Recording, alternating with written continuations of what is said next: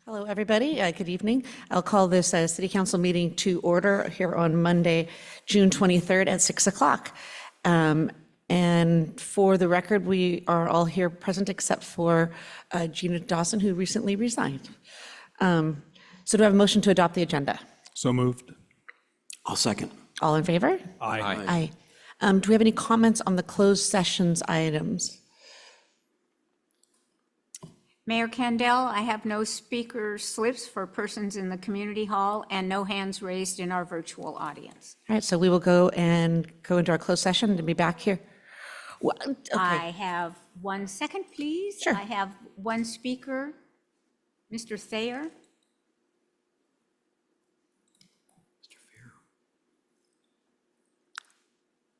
Mr. Thayer, unmute yourself. There you go.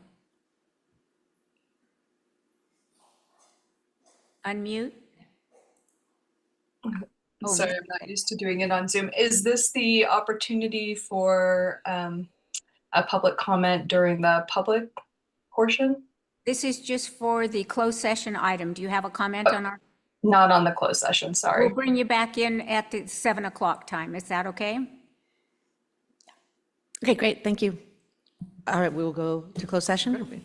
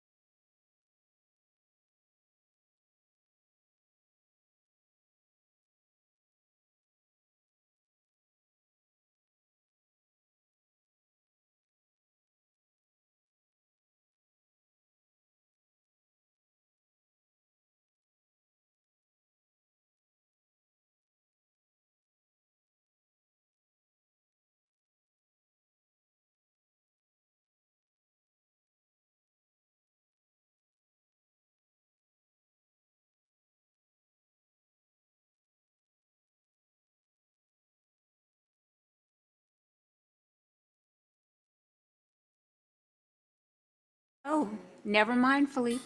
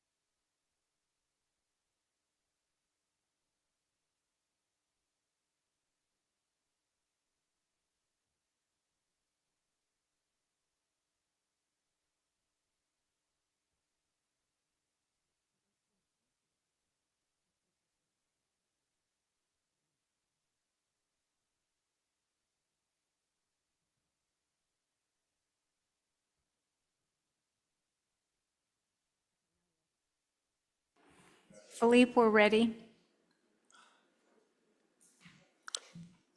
I don't hear, is it recording?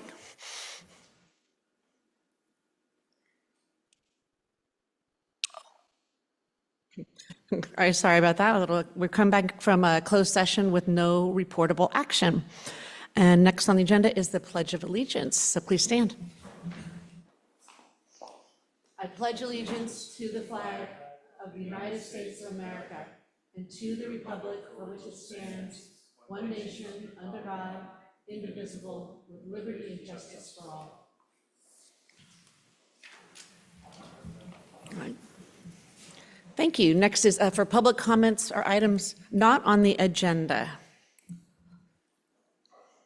Okay, Mayor Candell, and for members of the public, if you would like to speak on this or any item on the agenda, please fill out a yellow speaker slip and hand it to me.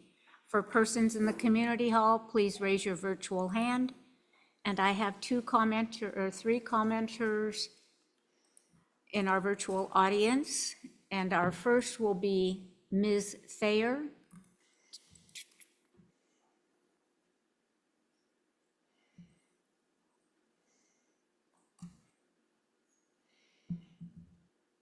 Ms. Thayer, I can see you're in. Yes. Can you? Welcome. Hi, good evening. First, I just wanted to thank the council for the work that you've done to make our city more welcoming and inclusive. Raising the Pride flag this month is one example of how you've taken visible steps to support equity and belonging. It's a valuable action and it matters to many of us. In light of Pride Month, I keep coming back to a situation in our community that has troubled me deeply. It's a weight I've not been able to shed, although I've noticed that this summer brings a small respite and a comfort that I don't have during the year. I've reached a point where I feel I need to speak my truth and share it with you because saying nothing in the face of what's happening feels wrong to me. A small group of protesters continue to target one of our elementary schools. I was a teaching assistant at that elementary school, and I encountered these protesters almost every time I stepped onto campus. Many people may not be living that reality, but I did, and as hundreds of students, families, and staff do every single day they arrive or leave. It isn't just uncomfortable, it had began to feel like harassment to me. And while some may defend it as free speech, the impact is a sustained disruption of a safe and respectful learning environment. I know high school students that feel trauma having to pass that signage on the way to Camp Alindo High School and will try to drive alternate routes to avoid seeing the signage. If somebody were tagging that school with graffiti every day, would we step in? If this happened on multiple campuses, would we call it unacceptable? So I'm asking, why do we tolerate this persistent targeting of one elementary school? In my opinion, the school district, site administration, and staff have done an incredible job shielding students and maintaining a positive, inclusive culture inside the school. They've worked hard to create distance between what happens across the street and what students experience within the campus environment. But the onus cannot be on one school alone. This community is responsible. We all share in the duty to ensure that young people, especially those who can't yet advocate for themselves, are protected. That's the kind of community that I want to live in. It's the kind of community I hope Lafayette will be. And I feel like it's the kind of community we're all responsible for building. I know that council is in conversation with many stakeholders, and I don't know what actions may or may not be in discussion. But I believe in solutions, and I urge you to stay present on this issue. Please center the kids and let those of us living with the pain and heartache of what happens across the street from Lafayette Elementary School the past 2 years be inspirational for action. It may be a time for an innovative response. Thank you very much. Thank you very much. We have music now, yeah. Our So thank you for your comments. next speaker is Pam. And you'll need to, Hello, I'm here. Welcome. Thank you. Thank you, council members, for listening to our public comment. We are part of a group of neighbors questioning the Planning Commission's current appeal fee structure. Appellants are charged 75% of the application fee paid by the project owner. And we found out in regards to a particular project that the cost to appeal the Planning Commission's decision totals $58.50. That's $5,850. Now, whether real or perceived, the current fee and process and that fee structure appear to discourage citizens to file appeals because it's so expensive. And we feel that's a bias in favor of the property owner. So when we spoke with an attorney friend, he said that the 75% amount is illegal and exorbitant. And so we did research the appeal fees in neighboring cities and found that their appeal fees to be much lower than Lafayette's. For example, in Walnut Creek, they charge $210 an hour. So if you divided that by the $58.50 that I told you about earlier, that would be 28 hours of staff time. In Concord, they charge a flat fee of only $138. In Pleasant Hill, $441. And Orinda, they charge 25% of the application fee with a $2,000 maximum. So we're asking the City Council to review the legality and appropriateness of such high appeal fees. They really do discourage citizens from their right to appeal.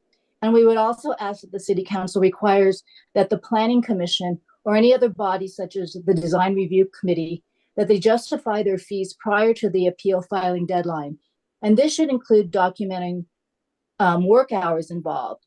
In this particular case, we failed to see how there is $5,850 worth of staff hours involved to prepare for the appeal because the staff report has already been completed. And finally, I just wanted to mention there was an ordinance 656 adopted in 2018, and it sought to clarify the appeal process in the city for appellants and commission members and elected officials.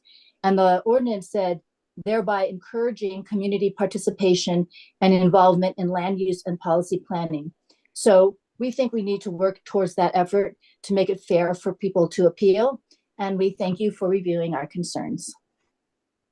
Thank you. Any questions for the speaker? No, thank you. next speaker is David Purty. Bertie, that is. Hello, and I assume you can hear me by the shaking of your head. Yes. What the schools or the protests that are occurring are due to what the schools are teaching, promoting, and celebrating. And that's what I want to talk about. Starting on the May 27th council meeting, at the 2-hour mark on the video, the mayor reported that in anticipation of Pride Month, that you would do the flag raising in a small ceremony before your next council meeting on June 9th. There was no agenda item, and you avoided public comments or discussing and voting on whether to raise this special interest flag. Now, the flag that was raised on June 9th, I don't know if it's still there, it is not the rainbow flag that was designed in 1978 by Gilbert Baker with 8 stripes. He modified it in 1979 to the more common 6-stripe rainbow flag version. What originally was called LGB in the 1980s became LGBT in about 91, when T for transgender was added. Q is recent, 2016. Now, the flag that you raised on June 9th is the LGBTQ Progress Pride flag, which was designed in 2018 by non-binary artist Daniel Quasar, who uses Z and them pronouns. He designed the rainbow flag, redesigned it to incorporate the transgender flag. The V-shaped chevron with light blue, light pink, and white stripes represents the transgender community, representing the transgender pride flag. So this flag that you were flying, the LGBTQ plus Progress Pride flag, celebrates the political and sexual ideology inherent in queer theory. Your chosen flag is overtly political and supports what the Lafayette School District teaches. I ask you to reconsider raising this flag in the future. And for those of you interested in what queer theory and queer mean, I recommend looking up articles in LGBTQ Nation, which is very pro-trans, as you can imagine, but they're basically accurate descriptions of what you are promoting. And that is why the demonstrations are there, the protests is because of what the schools are teaching and your celebration of it. Thank you. Thank you. No additional speakers at this time, Mayor. Great, thank you. All right, we'll go on to the city manager update. Thank you, Mayor, and good evening, everyone. This is a quick update from the city departments. From Public Works and Engineering, it's construction season. Work will continue on St. Mary's Road for the next few weeks, and the Pathway project on Pleasant Hill Road near Spring Hill School. In addition to the City of Lafayette, Central Sand and East Bay Mud also have various projects around city schools, so the message from the police chief is please drive carefully. And as a special project, our maintenance crew will be washing and vacuuming the concrete path that connects Village Center and the Lafayette Reservoir. If you don't know, this is a porous concrete. It is a special kind of walkway that was built to connect downtown to the reservoir. From Parks, Trails, and Recreation, staff has begun working with the commission and our user groups on updates to our athletic field rental categories. And the Parks Subcommittee will have their first meeting this Wednesday. If people are interested in commenting, please attend. And from the police department, on the 17th of June, our CVS was robbed of cash. There was no report of a weapon or injuries. And the next day, on the 18th, after an initial investigation, the PD was able to identify the suspect's license plate, and San Francisco PD located the subject's vehicle, stopped it, and the driver was detained, and our police officers responded and took the driver into custody. This is great teamwork by our Lafayette PD and by the San Francisco Police Department. And finally, on the 25th of June, which is this Wednesday, our very own Sharon Lloyd, who has been our parking enforcement officer for more than 22 years, will be retiring. And the Lafayette Police Department will be hosting Coffee with the Cops at Papillon from 9 to 10 a.m. And you're all invited to come there because Sharon will be there, and it will be a great chance to say thank you and goodbye. That's it. Great, thank you. Any questions, comments? Any public comment on this item? Great, all right, we will move on. So thank you very much, City Manager, welcome back. So now we'll go on to Stephanie Cervantes, Senior Planner, and our DRC and Planning Commission review. If members of DRC and the Planning Commission would come up to the front table.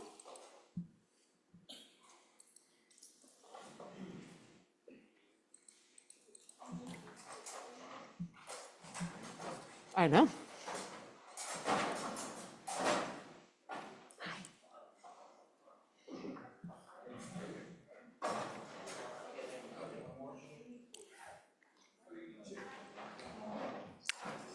Oh, that's it.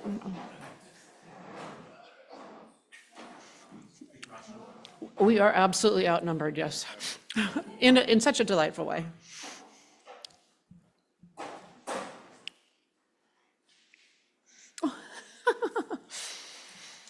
I think we can start the presentation. It's really adorable. Can we get the PowerPoint or the PDF presentation on the screen, please? Yeah. Philippe, oh, you got it. This is my screen settings.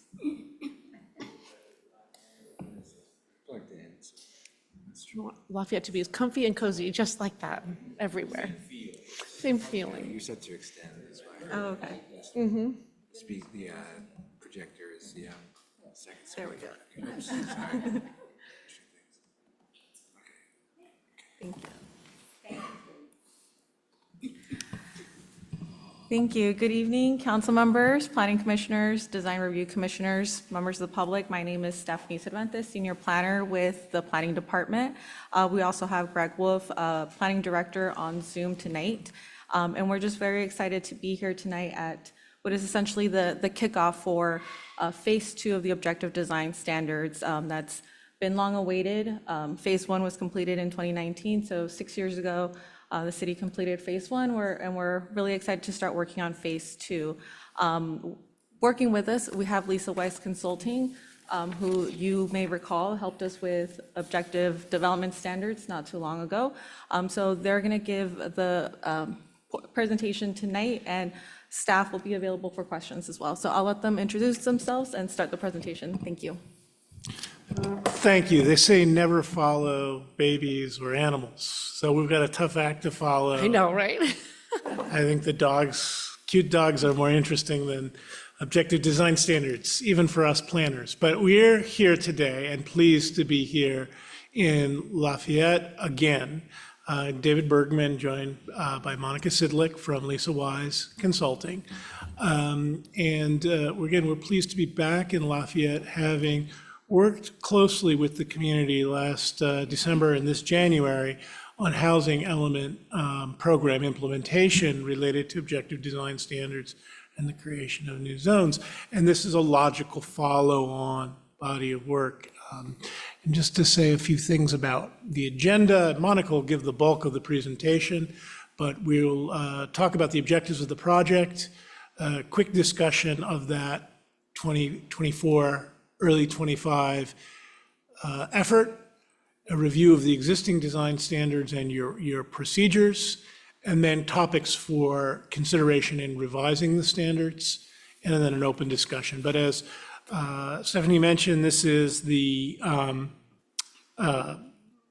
beginning of a process, not the end. We're not coming to you today with recommendations or determinations. So just as a quick project introduction, I think it's important also, and the Planning Commission is aware of this, and the council is aware of this, but it's really important to let the public know, and both those who are in the chamber today and who are listening, that this effort of creating objective design standards, and something we'll reinforce again, is to create a ministerial pathway that is required by state law, using objective design standards that only new standards adopted after 2020, they have to be objective in nature, and there has to be a ministerial pathway for housing applicants. But that doesn't mean that that's the only option. There is a discretionary pathway that exists for applicants interested in pursuing a different approach.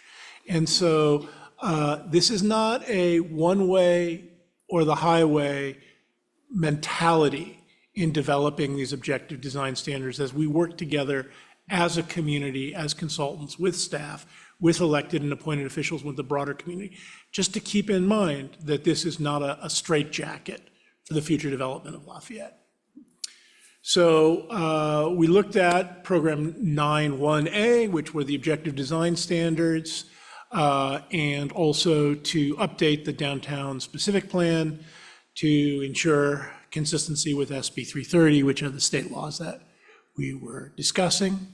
And here's a quick note, if Monica, you want to take it from here on what the objectives design standards will cover from this point on.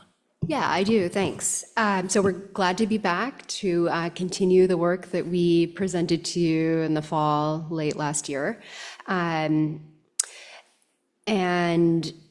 we know that you have experience already with developing objective design standards because we're not starting from scratch. We know that you all in the city and the community have begun, have created this brief checklist for the design of projects, multifamily and residential mixed-use projects in the downtown. So what we're doing essentially is picking up on the development standards that we all developed last year, picking up on the design standards that you have in place with the checklist, and then rolling that all together forward with a more robust set of design standards for this ministerial path that David described. So we know that you have experience with developing objective design standards. Might be helpful just to repeat that objective design standards are standards that involve no personal or subjective judgment by a public official and are uniformly verifiable by reference to an external and uniform benchmark or criterion available and knowable by both the development applicant or proponent and the public official before submittal. So we just keep that in mind when we're developing these, when we're writing these standards and drawing them and looking at recent development. So generally speaking, we want these new standards to anticipate the intensity, height, and densities that are now allowed. Thinking about the work that we prepared late last year, we introduced new densities, new heights that weren't allowed by right in the city previously. So the design standards that you had on the books were not speaking to development of that intensity and that height, those heights. So we have to keep that in mind. We of course want to, and it's imperative that we acknowledge the existing patterns of development and character of Lafayette, that we listen to the community, and that ultimately the design standards describe development that we all support. So ultimately, the standards will address some of the same items that are right now on your 3-page design standard checklist and some other design elements in greater detail. And we'll talk a little bit more about that tonight as part of the discussion. So a quick look at what will this look like? What are we doing? The intention is to add a new chapter to your development code. So this is generally the whole TOC, your whole development code. What we'll do is we're anticipating adding a new chapter. It would fit in at the end here, 639, and these would be the objective design standards for all multifamily and residential mixed use throughout the city. And then it would also require some cross-references, some minor amendments to the zones that describe the development in these, that establish the development standards for such development. So as we mentioned, as David mentioned, this is really the kickoff. We're beginning this this project here in late June. We'll continue with community input. We'll develop some recommendations. We'll work with staff. And the intent is to complete these design standards by the end of the year.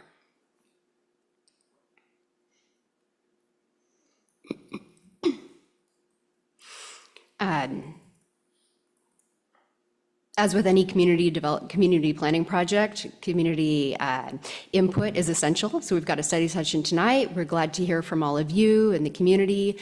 We'll have an online questionnaire, a sort of survey that's easy to take with just a link. We'll be presenting the draft standards at an open house. We've got a website that you can refer to for project information at any time or to submit comments. And then we hope to see everybody involved in the project at the adoption hearings at the end of the process. Okay, so because this is a continuation of the work that we did before, we'll just provide a very brief overview of what we did then. That effort was about implementing the housing element. Minor amendments throughout the code. The majority of the amendments were to chapters 6.8 and 6.9, which essentially modified the standards for the MRA and the MRO zones to support the densities and intensities that the housing element required, and created new, also modified the C1 zone and added 4 new zones that allowed up to 60 dwelling units per acre. And the amendments were also reflected in an updated zoning map. So the change areas here are outlined in red, generally, but not entirely located in the downtown. And this is important to note because the existing design standards that you have right now apply only to the downtown, but will need design standards that apply to any multifamily or mixed-use project citywide. And as you can see, we have a few sites here that support the higher densities that are outside of the downtown. So turning to the project at hand, what we're discussing tonight, let's take a peek into the city's current objective design standards.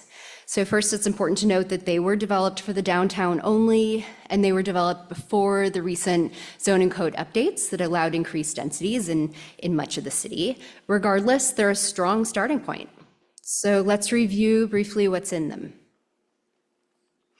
They address design of required open space. So this includes access, spatial definition, amenities.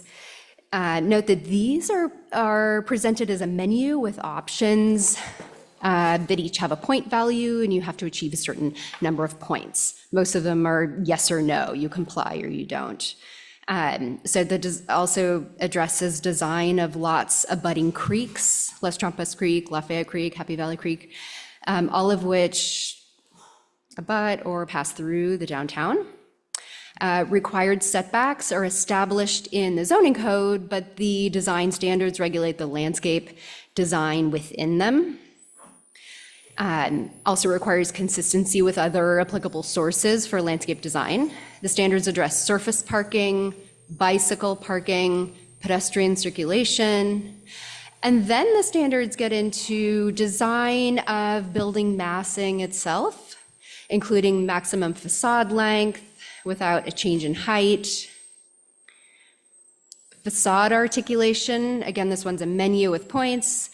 And then lastly, a standard that regulates second story square footage or area with respect to the floor below and third story with respect to the floor below. This one is highlighted because we're going to have to take a much closer look with you all at how this compares to the new standards for the new zones to make sure that it's compatible and maybe make minor amendments as needed to be consistent with those new development standards. So keeping in mind those standards that we're starting with, our starting point, thinking about design, and also keeping in mind the building massing that our development standards allow, and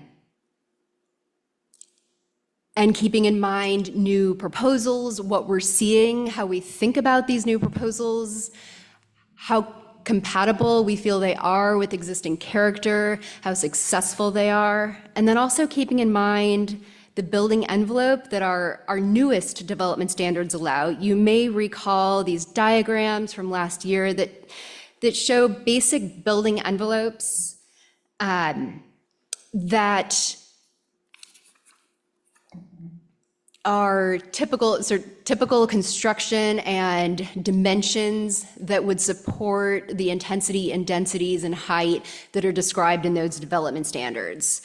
So let's think about design from here, basically. So these are the envelopes for the building envelopes for revised MRA and MRO, and for the RB 60 and SRB 60, and then for the C60 and C61. So remember, these are not the only building envelopes and forms that are possible, but they demonstrate typical dimensions and construction and configuration for multifamily and mixed use in these new zones. So now let's get right into what we're talking about and what we want to hear from you about, which is design. So as we mentioned, we're just kicking off the project, and we'd like to hear from you about some of these elements on the next few slides, about building massing and scale.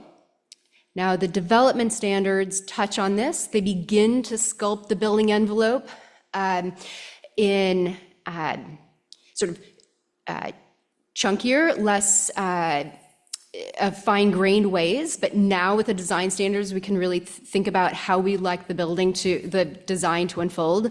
So we'll think about interior, side, and rear upper story step backs or daylight planes, design on corners, whether it's a tower or a step back or a rounded corner, plate heights, meaning how tall can the first story be, upper stories, how tall can they be with respect to each other? These all impact the way a building feels, how massive it feels, the street wall height, which is the height of the building next to you as you're on the sidewalk. Facade articulation, so vertical and horizontal. What's right for these, for the downtown, for all of the sites, they're citywide. Roof design, there's a lot to think about. We can think about what are the buildings that most speak to the character of Lafayette, maybe start from there. Entries, whether they're shared entries or individual entries, think about dimensions and approach and permeability. Parking is kind of the beginning point for any residential design, right? Where is it?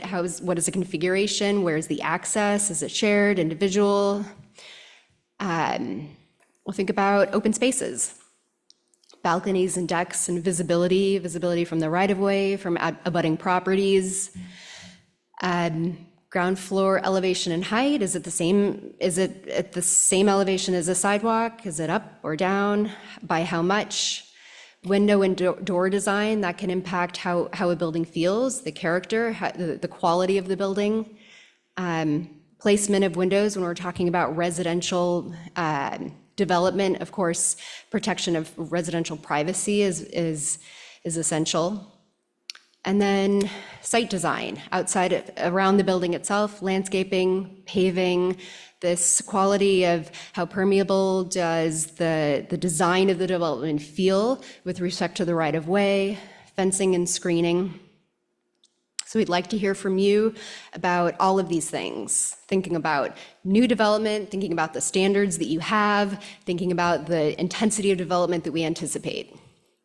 Ultimately, the material that we'll bring forward for adoption will be essentially code. It will be like your development code. It'll follow the same 7 or 8 digit format with numbering and lettering indented. We'll introduce diagrams that illustrate one or two standards at a time, which is to say we won't be showing images of what a development should look like. We'll rather be picking it apart standard by standard. And it'll be as detailed as we need it to be, right? And now I'm going to turn the presentation back to Stephanie, who will initiate the discussion. Thank you. So as was stated in the staff report for this item, really we want to get the feedback from the council and the commission. So we did have those questions there for you to start thinking about, but we have them up on the slide for you now as well. So really, we have 4 main questions for you. The first is what existing development and design standards are good, working well, should be preserved. And this is, we want to hear whether it's zoning tax, design guidelines, the checklist, what are those components of those different documents and that the city uses that are working and that should be preserved. Second is considering the scale and density of multifamily development that's allowed now. What are existing development standards, design standards should we re-examine, revise, and removed? As was mentioned by Monica, there's certain things that our current phase 1 objective design standards did not consider when we're thinking about 60-foot buildings at 68 units per acre. So what are some things in there that we should be revising? What are some things that we should be removing that are not applicable anymore because we are looking at those higher buildings, higher density? The third question is where should we be prescriptive and where should we allow flexibility? Are there any design topics that the city really wants to ensure every development has versus allowing other design elements to be more flexible and allow for creative design? And what should the team keep in mind to achieve that balance? And the last question is, what are the most crucial design elements to ensure high quality built environment, to ensure that we have good designed projects in the future? So is it, we really want to make sure that parking is what we're looking at to make sure that that's going to give us a good structure, or are we thinking windows? We really want to make sure that all the windows are of high quality design, XYZ. So really, where are we looking at for those key topics and subtopics that we want to make sure that we get right? And I will open up the discussion to any of the council members or commissioners. As you see, please. I thank you, you guys. Thank you both, all 3 of you, so much for all of this. It's really helpful. I'd love to get if you could send out this particular presentation to us afterwards, that'd be great. I think first off, I think I'll open it to questions because there might be some overarching questions that we have. Typically how we do this is we take questions first, then we take public comment, and then we start the real discussions and the deliberation. And so I kind of want to make sure that we've vetted all of our questions first. So does anybody have any questions? Okay, go ahead. This is a fairly innocuous one. So just, you had one slide there on the timing or the timeline. And can you just kind of, I'm just kind of working back. What's your goal for when we want to get this done? We had some public comment come in about urgency, and I'm kind of sensing it a little bit. I feel like until these are done, we are a bit, we're kind of a little exposed, and so I'm actually certainly eager. So I'm just kind of curious what the kind of, if you can just kind of talk about by end of the year, we want this thing done. Is that, or could you just keep walk through that a little bit?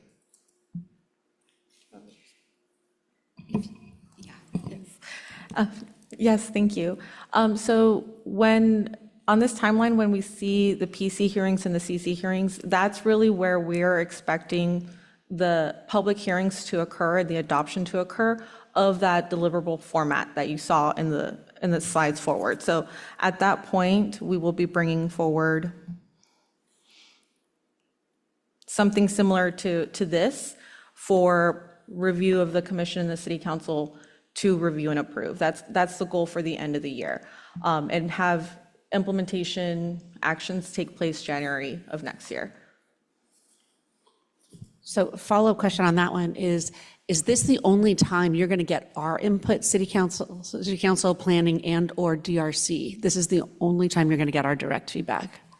This is the only option, or this is the only item on our timeline and scope at the moment. If you do want us to come back, that's possible as well, but it could extend the timeline. Thank you. So I'd just like to flag the schedule for discussion. Yes, thank I you. don't Okay. think that works. All right, anybody else? Go ahead. Hi, so I'm Richard Stanton on the design review.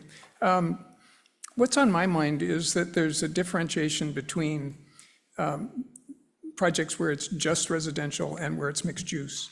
And appears that it reduces some of the requirements, to my mind, for mixed use projects. And I'm thinking particularly of like landscaping and some of the streetscape requirements. And I'm not sure I understand why. So I'd be interested in your thoughts on that. Of why is it different between, multifamily project and one that also incorporates a mixed use?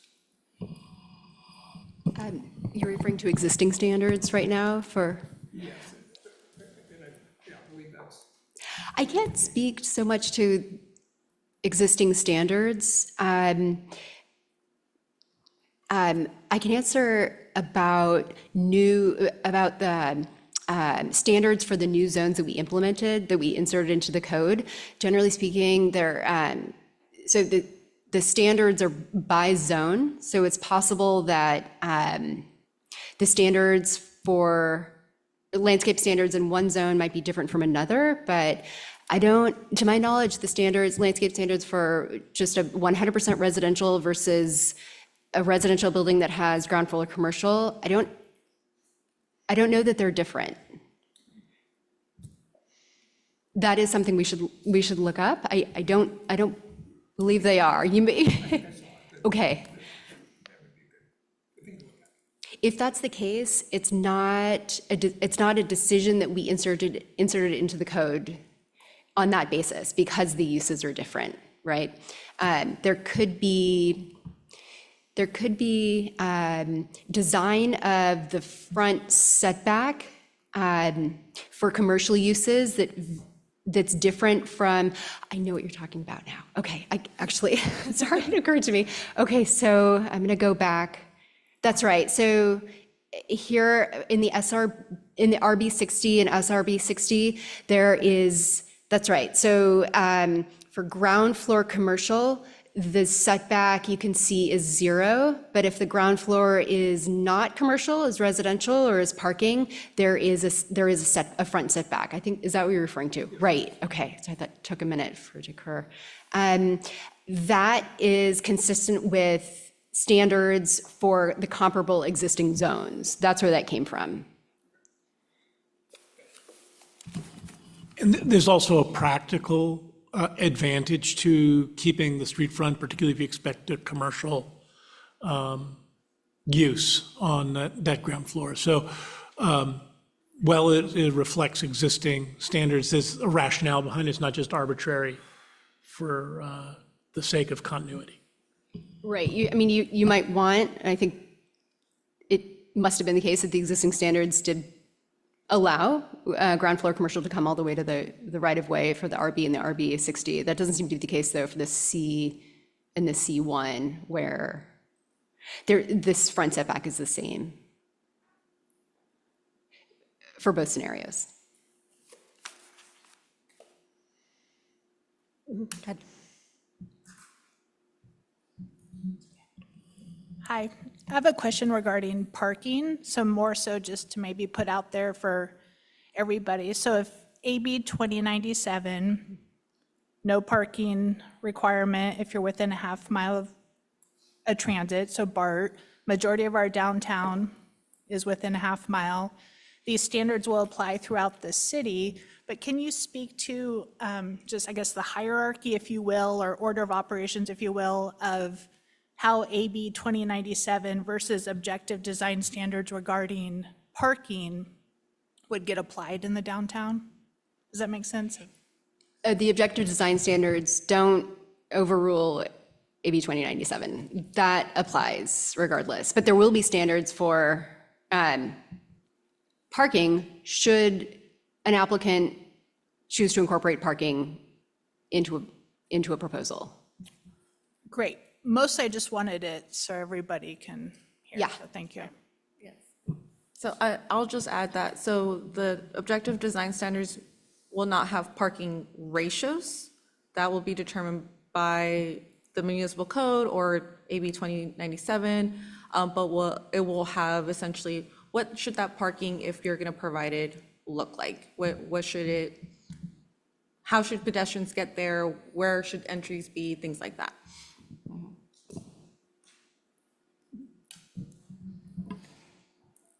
Thank you.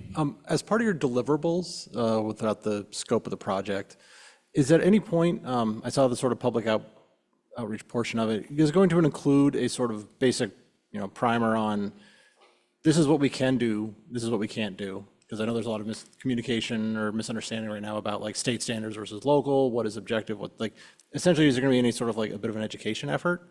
And then along with that, when you come and provide the suggested proposals, are you going to include anything along the lines of, here's other proposals we looked at that we could do, but we decided weren't appropriate? And then maybe it's like something gets stirred and people say, oh, we actually would like that. And then we try to, essentially more options about not just what you suggest, but what you thought of and decided not to suggest.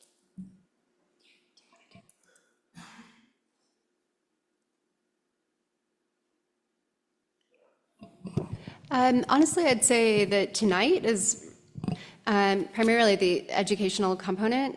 We will have, in terms of sort of what we're doing and how it fits in with sort of the legal framework of land use controls, there will be, I think it's on,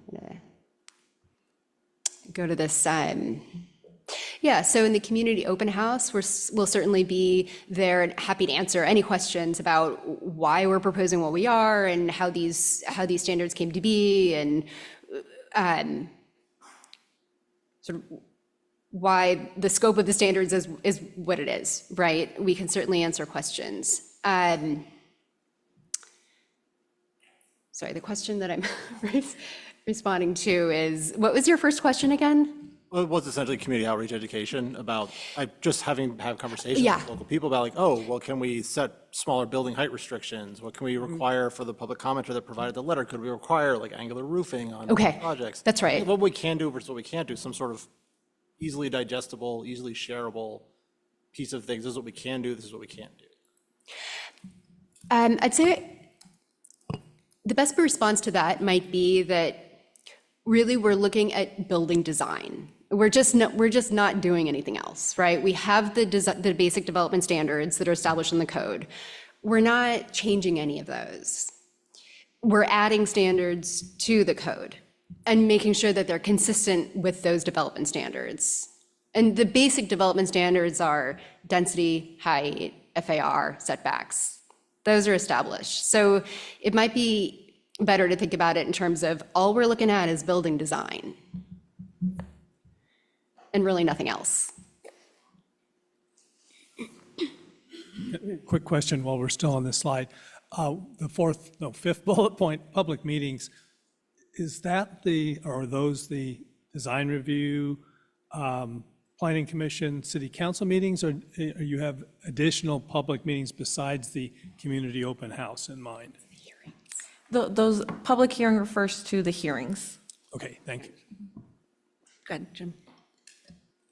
Thanks you for the overview. This is an area beyond my depth, I have to confess. But I'm trying to think, 10 years from now, will we look back and say, gosh, all those developments built based on the 2025 design standards, they all kind of look the same. I wonder, is there flexibility here, or are we going to end up with something that all kind of has this mid-2020s look to it, that in the future you're going to say, yeah, I know when that was built? Because you could see that in other places. You could kind of figure what decade that project was completed. So, how much flexibility does one have, or a prospective developer have here to sort of maybe have some variety? Right. I think I appreciate that question. I hope that won't happen, right? But part of what we're doing tonight is to sort of ask ourselves and each other, how prescriptive do we want to be? How much flexibility do we want to allow? How detailed should these standards be? And understanding, of course, that it is just the ministerial path. And so applicants are, of course, welcome to proceed through the discretionary pathway to obtain a permit.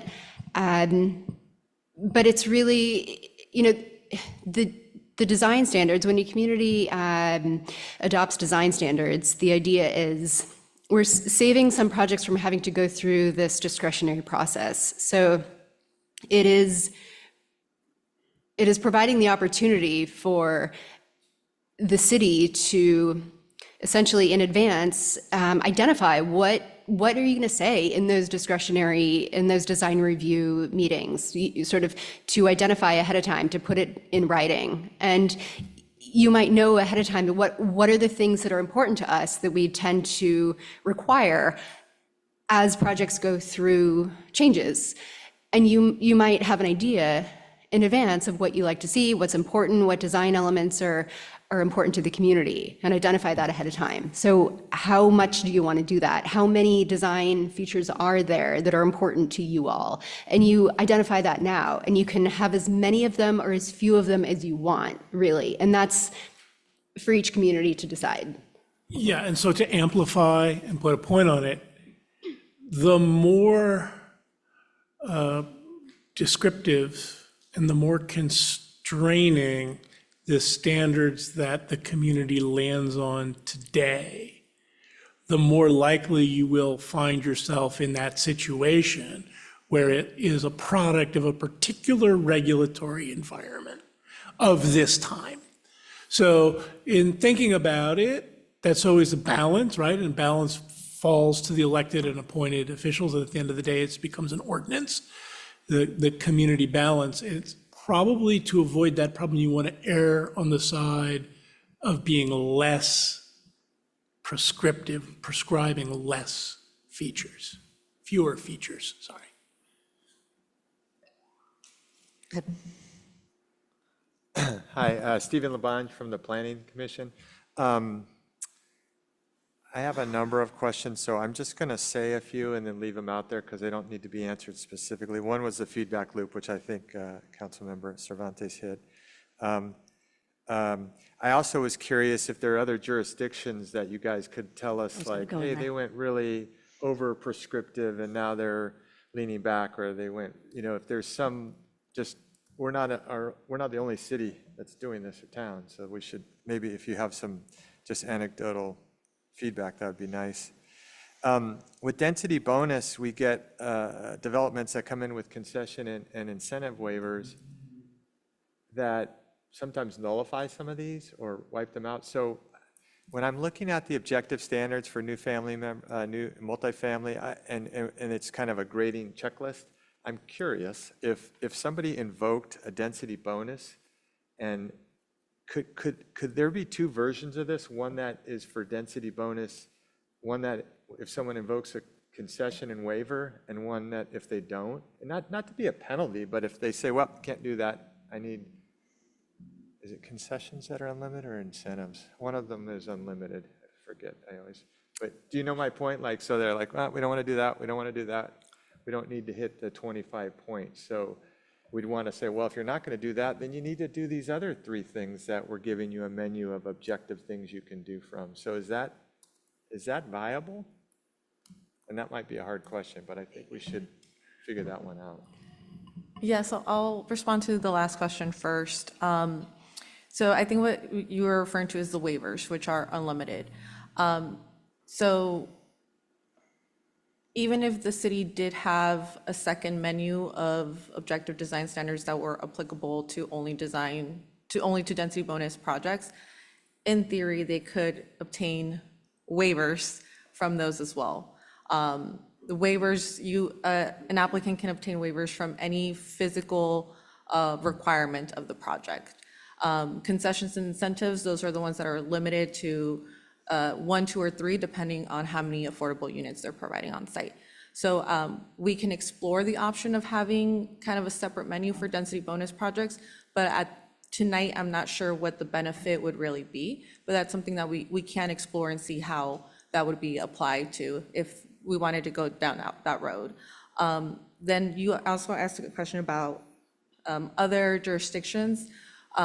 We had a discussion about if we wanted to provide examples of other jurisdictions, attach links to the staff report. And we had a really lengthy discussion on that. And we settled on no, because we didn't want the commissions, the councils, or the public to kind of go to those other jurisdictions and kind of say, these are the things that we like or don't like. We didn't want you to focus on other communities that have gone through this process and have determined their unique objective standards. I completely understand the benefit of seeing those and seeing maybe the formatting and things like that, but we didn't want you to kind of try to copy and paste some of that. So that's really why we decided not to do that. But I'll let Lisa Weiss kind of anecdotally explain, their experience with other jurisdictions. And one thing I'd also want to get to the question too about effectiveness and the long-term effect. We really have only been dealing with this for about 4 years, which in the development cycle is not enough really to tell us too much on a statewide level. There's some indications that we're seeing in other jurisdictions. But you want to be very careful not to overly constrain, to create new constraints on development, to use these as a backdoor method for making projects infeasible. So this is not an opportunity to create hurdles for applicants. So that would be one thing that I would caution this community and every community that we work with in that regard. But in terms of saying, is there a best example that we can point to in this round?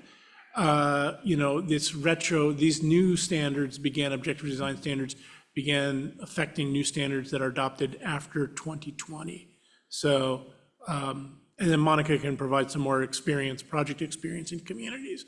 But it's just one warning that we sort of see sort of a twinkle in people's eyes that, can we use this to slow development? And that's not a recommended course. No. It's not something we want to do either, but we want them to be pretty. That's the... Yeah, and really they should reflect existing built patterns and quality and character of a neighborhood. And so every community, the process involves looking, so what is that character, and identifying certain design features to say, oh yeah, that's what makes this neighborhood or this zone or this area feel like it does. And so that's part of it. But yeah, we just started this really 4 years ago. So we've definitely folded in best practices just from a longer history of writing development standards and some design standards. Codes always have had some design standards. This is just sort of a different focus, really. But folding in best practices and lessons learned from other communities together with outreach and listening to the community about the character of their neighborhoods and their downtowns. Okay. Hi, Carl. And sorry if I may, one other thing.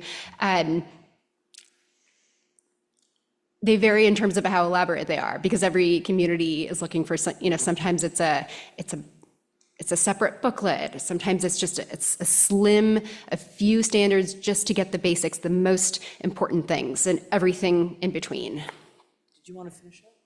Maybe I did. Thanks. And I appreciate, I'm not looking to stop development at all, but I always have this inclination about the bad actor who comes in and tries to game the system. And basically, we're setting rules, and then people flood through, and we figure out if they're good rules or not, right? Or standards, we're calling them.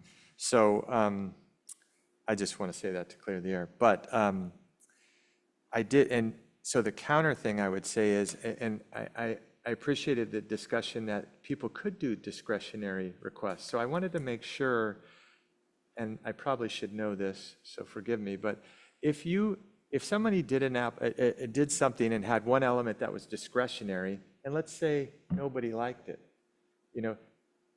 my belief is they could just say, okay, we'll pull that one back, we'll go back to the objective, we'll do something that works, and they move forward. And I'm hoping that's right. And the reason is because I would like people to have the thought that, hey, you guys kind of missed it. This is 2025-ish, and now it's 2030, and we really want to do fluorescent lights. I don't know, whatever it is.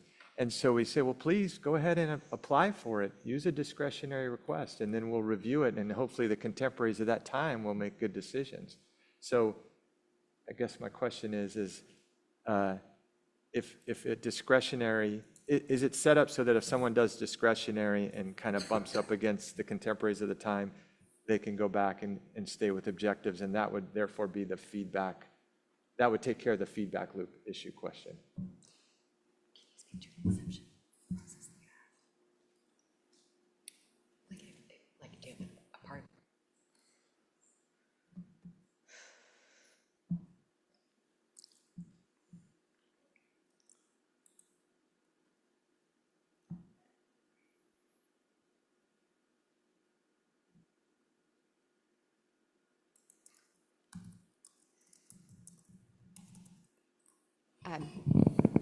So I'm not completely familiar with the procedural parts of your code. There's always a variance, but a lot of times we have like a minor modification or an exception. There are ways to sort of negotiate. I don't know if that's the right word, but there are ways, sort of built-in flexibility. Sometimes we'll say, okay, there's a standard, for this standard, plus or minus 10%. If you don't quite meet it, but almost, there's a way to do that ministerially. So it doesn't trigger the whole hearing process. Yeah, that's something that maybe we can look through the code for a more specific response. And I guess maybe to make it real simple, I think we should do it in a way that incentive or make sure people know, ask for what you want. And if you don't get it, just make sure you can do the objective standards, and then we're good. That's where we'll leave it. So it's just, that's it, you don't need to answer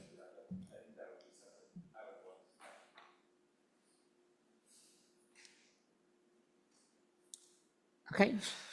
Hello, Carl and John, yeah.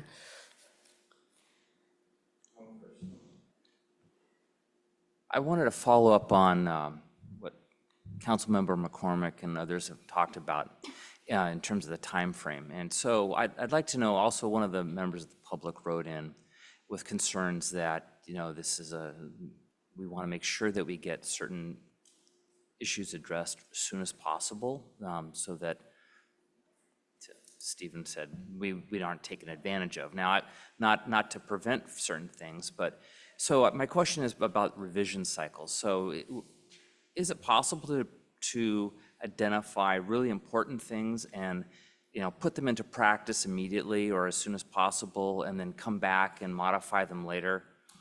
That's one question, and I'll follow up on that.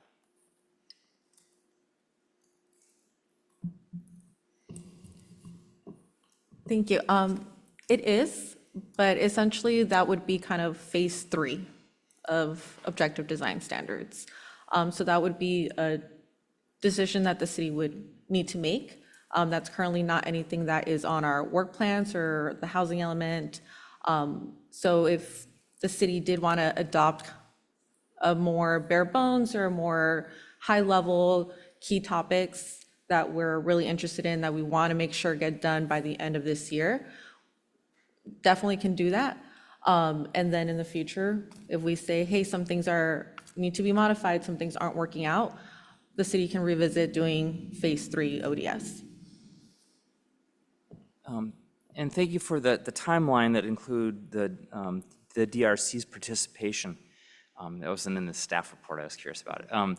And I wondered if there's a way to get them involved sooner in the process, because they have a lot of really great design experience. And I think that rather than we don't want to prevent community members from giving their ideas, but if the DRC came out with a list or examples of things that they liked, that might help the process. So that was just a comment.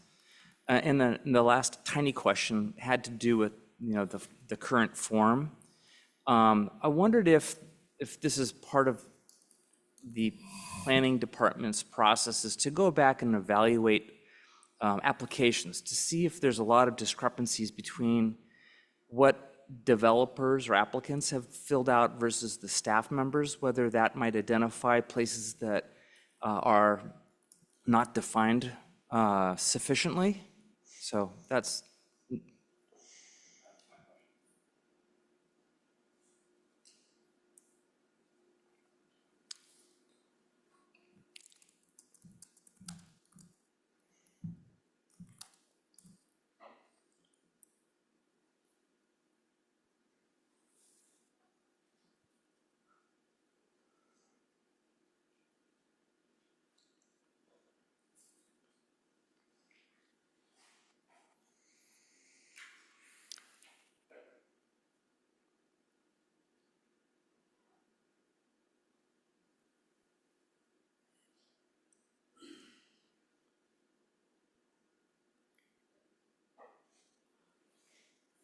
We can add that. Yeah, so to answer your first question, it's not on the graphic that was shown earlier because it was added on prior to finalizing the scope with Lisa Weiss Consulting, but the city did add options for additional hearings, which could include a hearing with DRC or a joint hearing between DRC and Planning Commission prior to adoption. So that was one of the things that we had discussed as ensuring that Design Review Commission was involved in the joint study session as well as the adoption process. And then your second question regarding looking at applications that had filled out the existing objective design standards and comparing those two, that is not an exercise that the city has done. It's my understanding from my short time here that we don't have too many projects that have actually triggered that requirement, but that is something that I think is useful for staff and for Lisa Weiss to analyze and explore. Great, thank you, John. Thanks. I'll try not to make this a comment, I'll make it a question, but thinking of where all these buildings are going to be geographically in town, can these design standards we're doing, could we do things to help improve and enhance walkability and bikeability? I mean, I'm not sure how much is the building envelope, how much is the site, but things like, can you make sure about bike racks or bike storage rooms or, benches that people can sit on when they're walking or wayfinding signs or things like that? Is that a typical thing that will be part of this code? Because that's going to be, I think, really important for all of these larger buildings going in downtown. I just don't know if that's appropriate, if this is part of this something or something that would happen someplace else. Absolutely, those are design elements that we could and integrate into the design standards for sure. Excellent. Okay. Thank you. And realizing asking two questions at once previously was a mistake. My second point, the question I had was, is it possible as part of the report that you'll provide to provide this thing of, okay, for this particular element within the code, here's the objective standard we recommend, here's 2-3 alternatives that we examined and determined weren't appropriate because X, Y, Z. Essentially helping us also, who maybe are not experts on design, know the alternatives that are out there, even if your expert opinion was not necessarily to do them, but maybe we feel I'm just trying to see if that would be something you could include or not. I hear what you're asking, and no, that's not a part of any of the presentation materials that we had envisioned being part of this process. I guess I was kind of tying to some of Yeah. the comments earlier about how what have other districts done? Essentially, you come to me and tell me this is something that we should do. It may seem great, but I don't necessarily know the alternatives. And so maybe there is some option that maybe fits better and I just don't know about it. And I'm trying to figure out how the best you as experts could provide the alternatives, or if there's some other mechanism. Yeah, what I'm thinking about is, I'm gonna go up here. So we are developing a community questionnaire, and that is sort of a tool to reach out to the community to provide, to offer ideas. Part of it is visual preference, or, this particular element is very important to me, or a little bit, or not so much. There are questions of all kinds of formats, but I'm thinking the way the questions are developed, they can be developed to sort of provide options and what's most important to you. So in that sense, they can show a range. But in terms of, would we present materials that specifically offer ideas that we rejected? I don't think so. It would more just be part of the discussion that we have with you all tonight and with the staff in developing the materials to bat around ideas and to draw on the existing policy guidance that the city has established in the general plan and the downtown specific plan, and see how we can best meet those objectives. Okay, I have 2 more questions here. Just to follow up on that, we retained you as consultants. You've done this for others, and we really want to hear what you've learned from that. Because we've dealt with what's here in Lafayette, but you've gone through this process. So my question is, in other cities, have you found the community questionnaire to be useful as opposed to talking to the bodies that have been dealing with design and based on that, then coming up with a proposal that the public could comment on? Because it seemed, well, I won't comment, but that's my question. So there's a couple of levels to it. Some of it depends on how fraught the community is over these issues, right? Yep. So the political temperature on these, we work in some communities where the elected and appointed officials are looking for direction from the outside consultant, and they say, hey, what are your recommendations? And we'll smooth out some of the edges, and we're good, and now we put this in the rearview mirror. In other communities, everybody wants to fight about everything. You tell us where you are. My preference, and our preference at LWC, is to be as inductive as possible, to listen to what the community wants, and then try and reflect that back as best we can. And then at the end of the day, the elected and appointed officials understand what the community tolerance is for any decision that's made. We want to avoid, particularly at this stage, making any recommendations.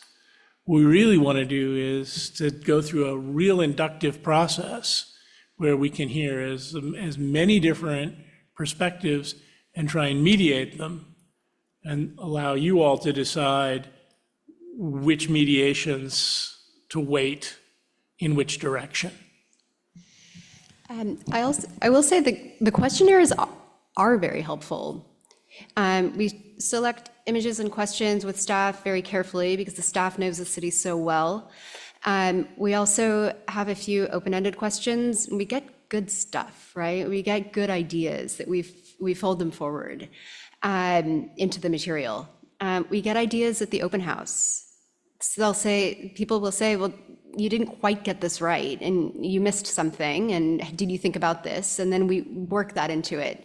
And we also know from the process we went through late last year that when we come to the hearing, you look at it and then you see it all at once, and you see things that we didn't. And we inject an idea, and it could be a new idea, but it doesn't require to start the process all over again, right? The structure is in place, and we can introduce ideas, just as we did late last year. So we should discuss this when it's time for discussion. Right, for sure. But Jim, you were hot on something. Yeah, this is sort of following the Vice Mayor's comment. I'm really struggling with this because it's all so abstract for me. I really can't pin much of anything here, and it almost feel like the kind of like query, having some sense of what maybe the palette is, so to speak, may be useful. I was even thinking, yeah, go on a van tour and look around different things, say, okay, this is kind of like, you can see what other cities have done, like that, don't like that, whatever. But I think that I kind of, to the extent maybe some of this could be concrete, and if there's a way to figure that out, it could be useful, because again, I'm sort of struggling with getting my head around many aspects of this. So, Yeah. and I was wondering, is there a way to do that? What's that? Question, I know, yeah, okay, so. Is that a question? No. Comment. Anyways, do we have any more other questions?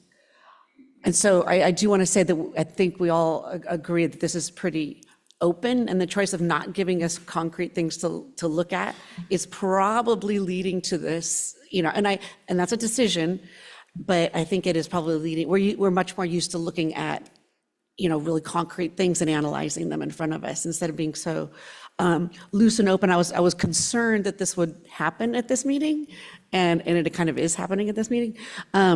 But it doesn't mean that we can't, do our best to help you guys out. But that is probably one of the consequences of that choice. So I do want to probably put it to public comment at this point. Do we have any Mayor public comment? Candell, will we open the public comment? Okay, so we'll take speakers in the community hall, and our first speaker is Elliot Hudson.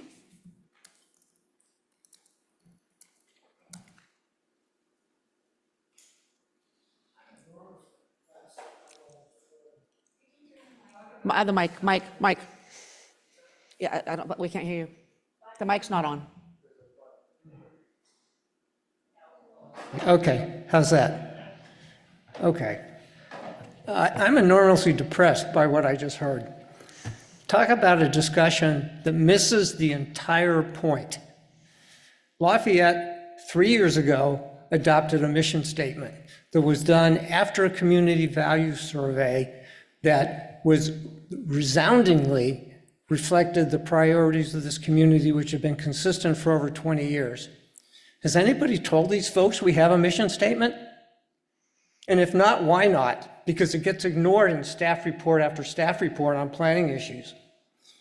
I will remind you that the mission statement unanimously adopted by the City Council 3 years ago was to make Lafayette a, quote, highly desirable small-town community with a semi-rural ambiance.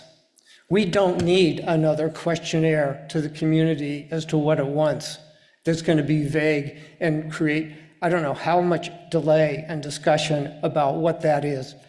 We know what we want. It's in the mission statement. Read it and please follow it. When that mission statement was adopted, there are two important things that occurred. One was that there was a suggestion that semi-rural ought to be limited to the neighborhoods. The council rejected that. It should be applied to the whole town. The other thing was that the mission statement was proposed to say that the community would, Lafayette would preserve the character of Lafayette. That was rejected, and the word make was inserted because make is proactive, that Lafayette should actively promote the community character that this town has loved for decades. So don't start over again, please. I echo Council McCormick, and I'm sorry I didn't get this commissioner's name, that this needs to be done quickly, because every application that comes in before we have these standards is a building that's going to go up and never come down in our lifetimes. With the process and the lack of priority discussed so far, you might build Walnut Creek, but you're never going to build Lafayette. You have to focus on what it looks like. You have to, and I submit that you're going to have to write standards that nobody has written yet for a community. None of the ones that I've seen in researching this topic. You're going to have to write standards that focus exactly on what buildings look like. How much window area can you have? Can you make it out of stucco? How much stucco can you have? Is it out of siding? How much concrete can you have show? You're going to have to focus on what the facade of these buildings look like, because that's what this community loves, and that's what we need in these standards. Thank you. Any questions for the speaker? No, thank you. Mayor Candell, there are no additional speakers in the community hall. And in our virtual audience, I have one hand raised. And if I mispronounce your name, it's either Sherry or Cheryl. sorry, I have to go. I'm intensely interested in this, but I have obligations. I do have to go. Hi, this is Cheryl. I was going to comment on the mission statement as well as being something that was very important and that was created by the citizens and adopted by the council. So I just wanted to echo that the mission statement is very important. If by chance we end up going with the more visual, the better for people that are visually, I'm not really an abstract person, so I like visual aids as much as possible, but relying on the mission statement, please. Thank you. Thank you. No additional speakers at this time, Mayor? All right, so I'm at a little bit of a quandary. Okay, we've got these 4 questions that have been proposed by by staff here. We've got 2 other things that did come back. One was the schedule, and maybe we want to hold that off until the end. And then another one that was like, do we want different 100% residential versus mixed use? That was the other one that really came up. But then we have all these other topics that you said you want us to look at. And so I'm struggling with whether we keep it so abstract and stick with the 4 questions, or do we just go directly to those pieces? And so I don't know if anybody has any preference. So we've got the key building, like articulation, we've got plate heights, we've got design on corners, like, or do we want to keep it as general as this conversation has been? Okay, I'm gonna defer to the design review guys on this one. What would be most helpful to you? Hi, Glenn. And other DRC folks. What would be helpful? You do, you don't? I don't. You don't, okay. Because we're too abstract at this point. We're not anything concrete in front of us. Correct. I'd like to just address comments about what we're hearing in general. Okay. And I'll get started. Sounds great. Okay, first of all. Mike, a little closer. First of all, the existing checklist, I do not believe it works at all. Now, not that the items that are on the checklist are wrong, but the whole process of awarding number values doesn't work. And the reason it doesn't work is because I've seen projects that have gone through 3 iterations, and iteration 1, which we hated, had almost as many points as iteration number 3, okay? Because we're giving points to bike racks, a chair to sit on, a bench, things that are common sense, mandated in some cases because of the use that's there. So I don't want anything to do with a numerical system again. Okay. Now, I do sort of like the idea of the 1, 2, or 3. You do 1, 2, or 3. This item, or this item, So they're not forced to do everything, but you're forcing them to basically do some of the things that we're asking for.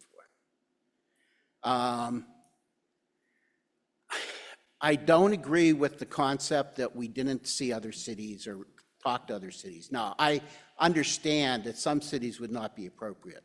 You go to the city of Dublin, and they're talking about big subdivisions. We don't have big subdivisions, But whether or not we can go to a small community that is Burlingame or somewhere where it's already built and you're just dealing with infill and stuff like that, I think it would be some practical use to look at those and see how they're working or they're not working, okay?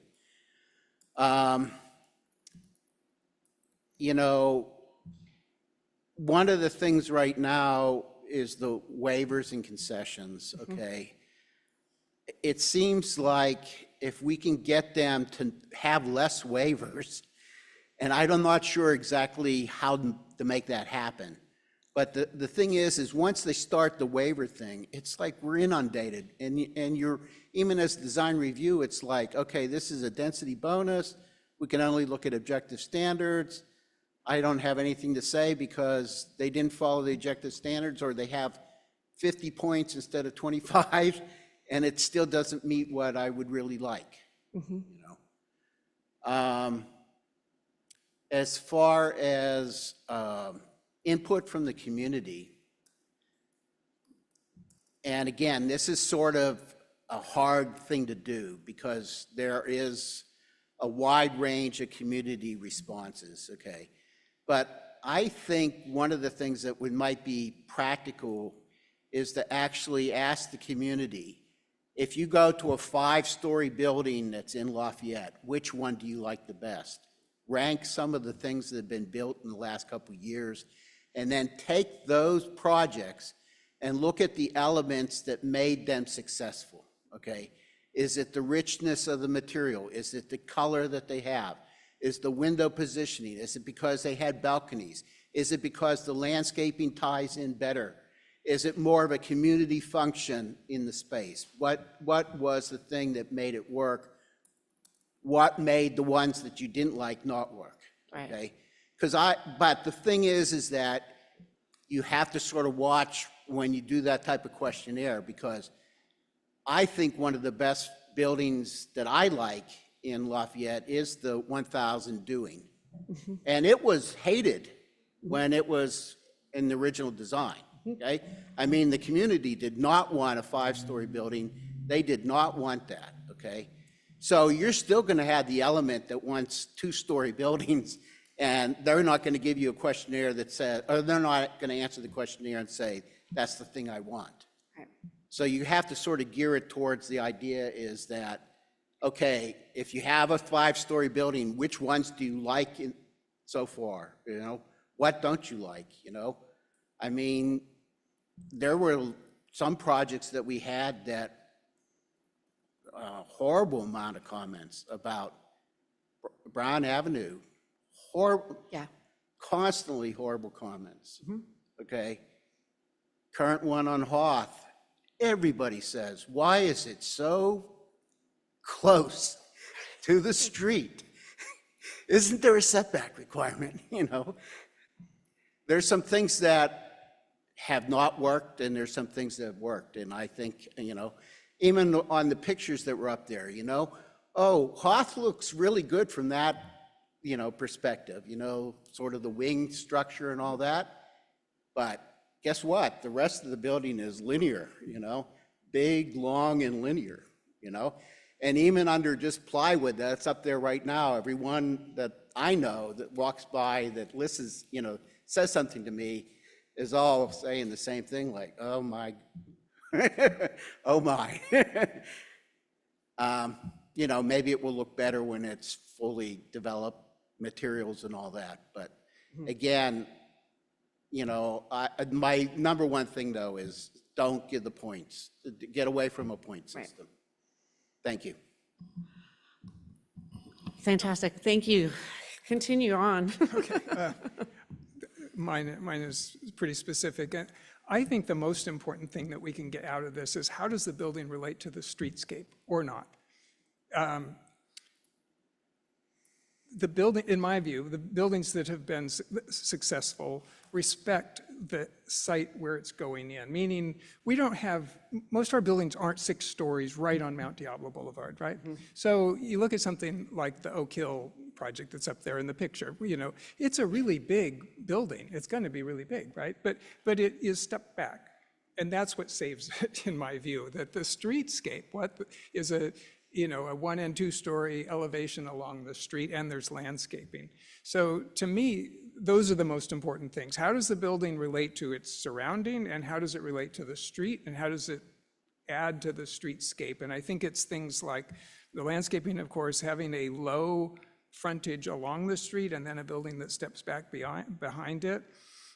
And then the possibility for little plaza areas or, I'm trying to think of the one on Second Street that's the housing, but it's kind of got these little areas where you can, even commercial, like Barranco's steps back from, there is little plaza, little areas.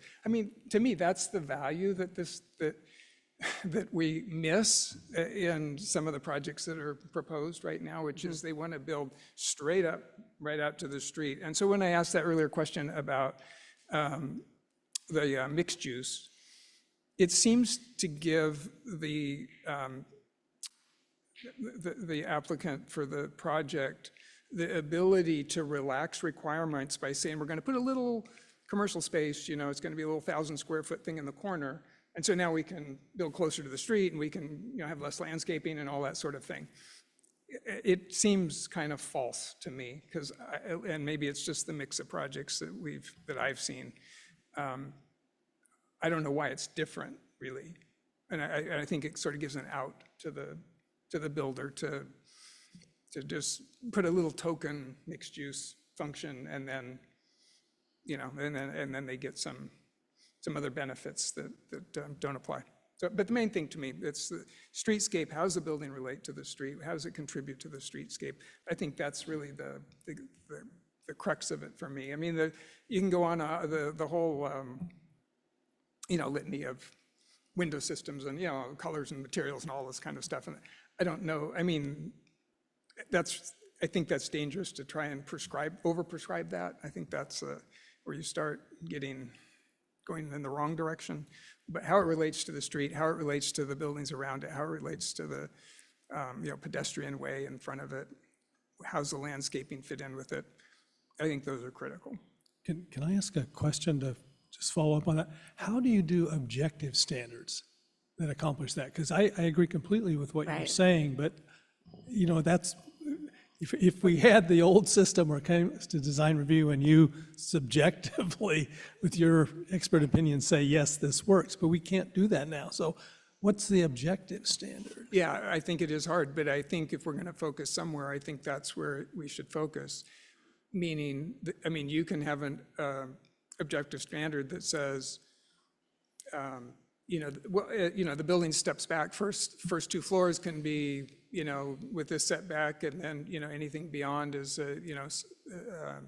sets back from the edge. You can have, the landscaping requirements. Some of this gets intertwined with our other requirements, but again, I'm just trying to express, if we're going to focus on something, that's where I think there's the most value in focusing on it, is because that's what people, if you flip it around the other way, if you don't focus on that, then that's what everybody complains about, right? Nobody wants the 6-story building that's right on Mount Diablo Boulevard that doesn't have any landscaping and it goes straight up. It's like, that's what we don't want. So focusing on how, we've got consultants that just wanting to charge them with, okay, think about that. And how do you incorporate that into these objective standards so that we don't get that? And what we get is more like, the one on Oak Hill Road, I think has a lot of good things about it, and the way it steps back, the way it's incorporated landscaping and integrated into the building to help soften it. Right. I think it's hard, but I think that's what we should strive for. Can I address that? Because I like that, but one thing I want to point out is that Oak Hill development, we were fortunate that the applicant listened to feedback and stepped back. They didn't have to. Right. And so I go back to my earlier point. Let's just use that as an example. Say an applicant comes in and says, I want to go straight up, and I'm going to use my concession or waiver, whichever, I guess a waiver. Right. Well, wouldn't there be design things that we could say, well, because you're doing that, we need the design to do this to offset the fact that you made this monolithic wall in front of us. So we're not trying to stop the design, we're trying to make a good design. And that's why I think having a way to not counteract waivers, but to maybe take it, the whole reason you step back is because it's a better design. But if they don't do that, they're going to claim, the reason waivers are used is because of monetary reasons to make the development work. Okay, is there a less invasive monetary objective standard that could be applied to that could help us? Achieves the same thing, same purpose. And if so, That's a good point. Okay, well, all right, yeah, thank you. So I'm John, I'm John Gray on the Design Review Commission. It really has to be close. I know, yeah. I agree with Richard's points, and I was going to go that way myself, but I would frame it a little differently. The downtown standards that I've seen in the past really talk about variety and how buildings can reduce their apparent mass and scale, height setbacks, I mean, a bunch of good things. But what I feel was missing from that is a sense of priorities that talk about developing the public space as having coherence, that the street feels like the street and not like a collection of buildings. And, how do you do that? Some simple things like require uniform setbacks at the street and at certain upper stories. That should be mandated and the same. That doesn't mean every building has to look the same. Now we don't want to make the mistake they made in New York on Park Avenue in the 50s, where buildings were big and boxy and then sloped back, and it was unfortunate proportions. But the public space is what these buildings shape. I think that the standards, the way I read them, encourage design that could be kind of chaotic on the streetscape. And there's an example up there which may be outside the central zone. It may be the easternmost property in the western area, and that's the Lennar project, the Brandt, which we see on the upper left. I mean, I wouldn't say it's a bad design, but I would say it is completely chaotic on the street. And I think it's not what I would have liked to encourage with as a massing that addresses the street.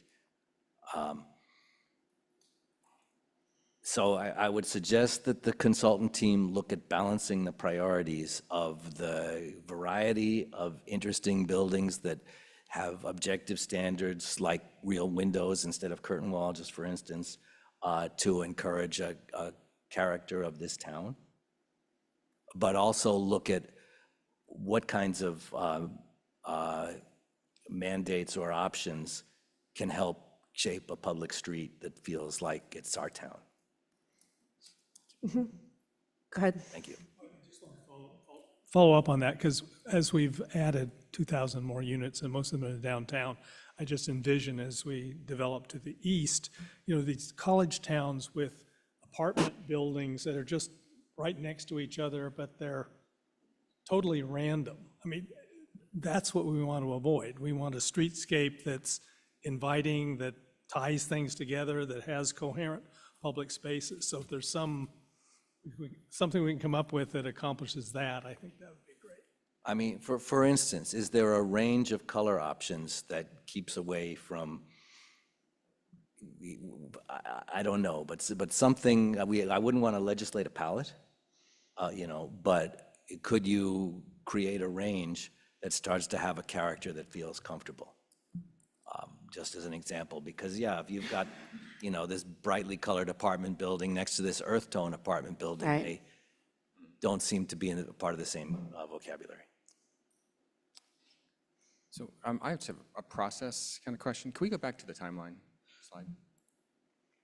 Because the last three people we talked, this is phenomenal feedback you're getting, all right? Because this group of the people that hear all of the applications that come through, they work with the architects. I mean, the Planning Commission also, they deal with the public feedback. They have all the our standards in place, and they have to kind of figure out what works well and doesn't work well. And I feel, both Design Review, Planning Commission, they're being drastically shortchanged in this process. Drastically shortchanged. Right now, we've got this meeting, which is going on 2 hours already, and you got 10 people that need to try to speak, and then they come in at the very end.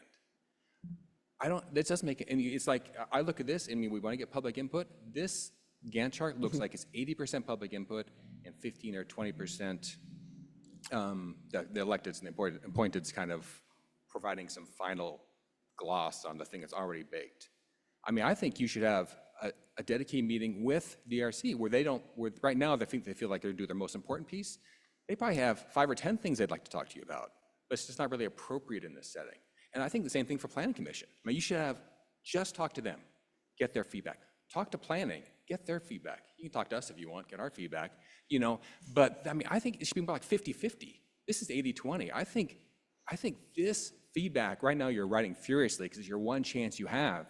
This is not, I don't think you're going to get the best result by doing it this way, and then having a survey where most people who hate the fact we have 5 or 6-story buildings, that's all they're going to be thinking about.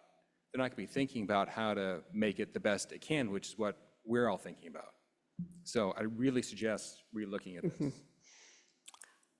Go ahead, Yeah, yes. I agree completely. Yes. Councilmember McCormick, I agree with Mr. Hudson, maybe for different reasons and with a different tone, but I agree with his comment. I really think the expertise is here.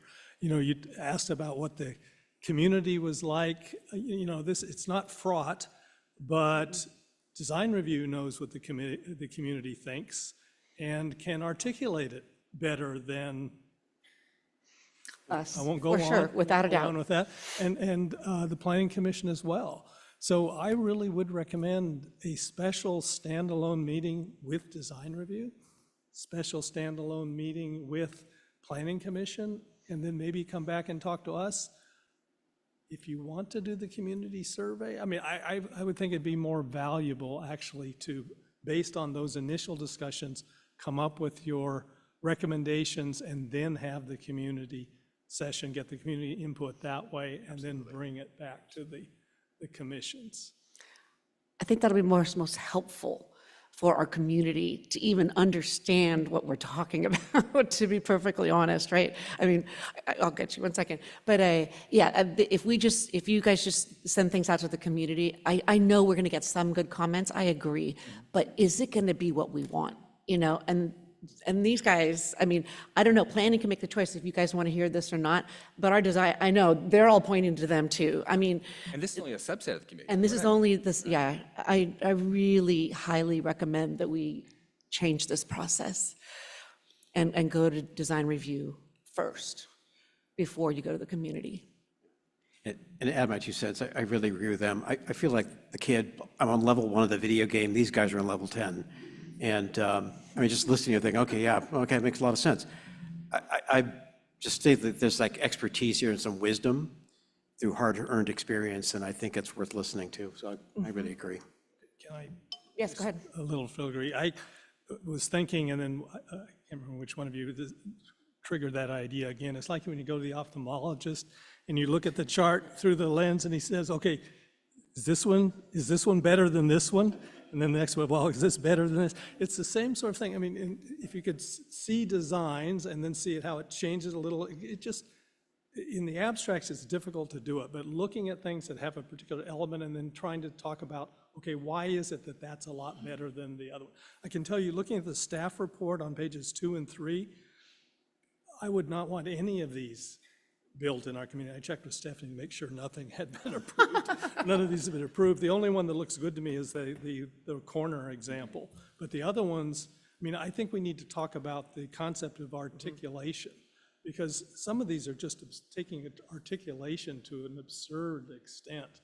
And when you get to 5- and 6-story buildings and you have this level of articulation, I mean, as I understand it, articulation was primarily to get a small town look at maybe at the two-story level. But, you know, when you get to 5- and 6-story buildings and you have this, I mean, actually there's one that was in the slide that had the the red thing at the top. It's just almost like, is this a joke that you're going to build something like this? But, and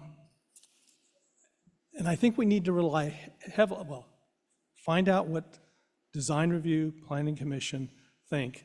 But I think the next step, you'll get a sense of what our community wants. You can get a sense from just seeing what's here and reading, and I'm sure you've already read it, the downtown, what's the title, the downtown design guidelines, to see what it is we are looking for. And then give us something to, to respond to. And if that's if we can do that by the time of the community meeting, well, you're planning to do that, I think that would be great. But I think we really want to hear what, and we haven't heard this at this meeting, maybe at some meeting, what do you think needs to go into this? I mean, you've asked the question here, what was one of the 4 questions? Yeah, what design topics are most crucial to ensuring a high-quality built environment? Well, I've got that question for you. Based on your experience, what are the critical elements that we should be thinking about? And then, well, I'll just, back to Mr. Hudson again and his email. I agree completely with him that materials needs to be on there. I know that on several of the projects that have come to the council, especially the project across the street to the south, this library has the best materials of any building in Lafayette. We wanted to make sure that the building across the street had materials that matched the library. So there's a condition of approval that the chair of the design review and others will make final review of what the proposal is on materials, so they're up to the standard. But I think that's something we need to consider too. All right, are we getting enough feedback here? All right, guys. Can I make 2 comments kind of tied together? So I do really appreciate council's input on the timeline. As a planning commissioner, I'm all for DRC's input. Doesn't mean that if other planning commissioners feel that we need to see it, I do think they add more value. So if there's going to be a new order, I highly recommend DRC before, if even, it comes to planning commission. Also, as a few of us up here were on the GPAC during the housing element, dozens and dozens and dozens of meetings. I'm guessing less than 1% of the Lafayette's population provided feedback across all of those dozens of meetings that we all attended. I would hate for this process to first rely on the community meetings to then receive final feedback from DRC. So I do support kind of flip-flopping the order. I'll just stop at that. Thanks. Thank you. All right, anybody else? Yeah, go ahead, Stephen. I just wanted to echo the part, we're mainly land use based, not design based. So while we all have great opinions, I would say, these are our experts. And so I unless anyone says, I would defer to that. I mean, the one point being the concession and waivers and that tie-in, that you heard me say that. I hope that gets somehow in there but that'll ultimately go to design. So not to put it all on them, but I think if we only had so many meetings, I think they're our best hope. Sounds great. Did you guys give them enough, so assuming that we are switching the order and design review is going to come and help do this first, how's the best way to get you guys organized around it? Because they had those key topics and subtopics. So like building mass and scale, and the first was like step backs and daylight panes. The next one was design on corners and plate heights. Are these the things that are going to help you decide how to organize this? Or I want to make sure that this is helpful, right? Like, would you have set it up this way? Or, because what I'm hearing from you guys is that you were much more focused on the streetscapes and facades. I mean, I guess you can build these in, but maybe the thought would be, now that you guys have this, if DRC wants to make comments on if these are the right categories or not, maybe you guys could either have a meeting or just submit your comments to them directly. Or if these aren't the right sections, you guys can somehow get feedback. Would that be okay with you guys, with Stephanie? We would need to have a meeting in order for them to submit their comments. Okay. In order to Okay, so create then why don't we, or just if we only get one meeting, then make sure that you cover that topic too. Why don't we, our next regular DRC? Okay, thank you. Our next regular DRC meeting, why don't you let us put on our agenda our ability to discuss internally what are the priorities or whatever, and how to try to help organize to get stuff on To paper. them, Yeah. and to get stuff to them to be helpful with your process.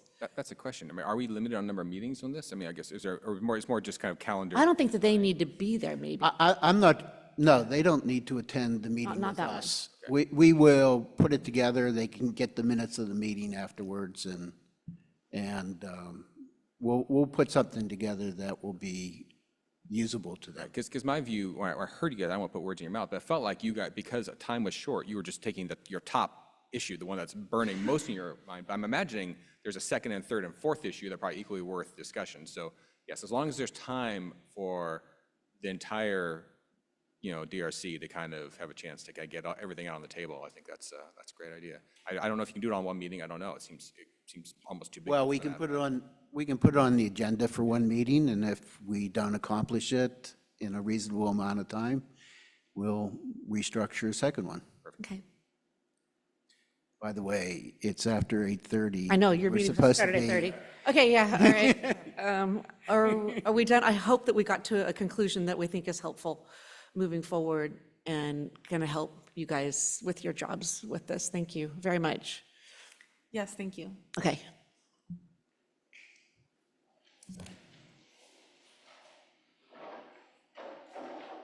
Okay. Chief Williams is next.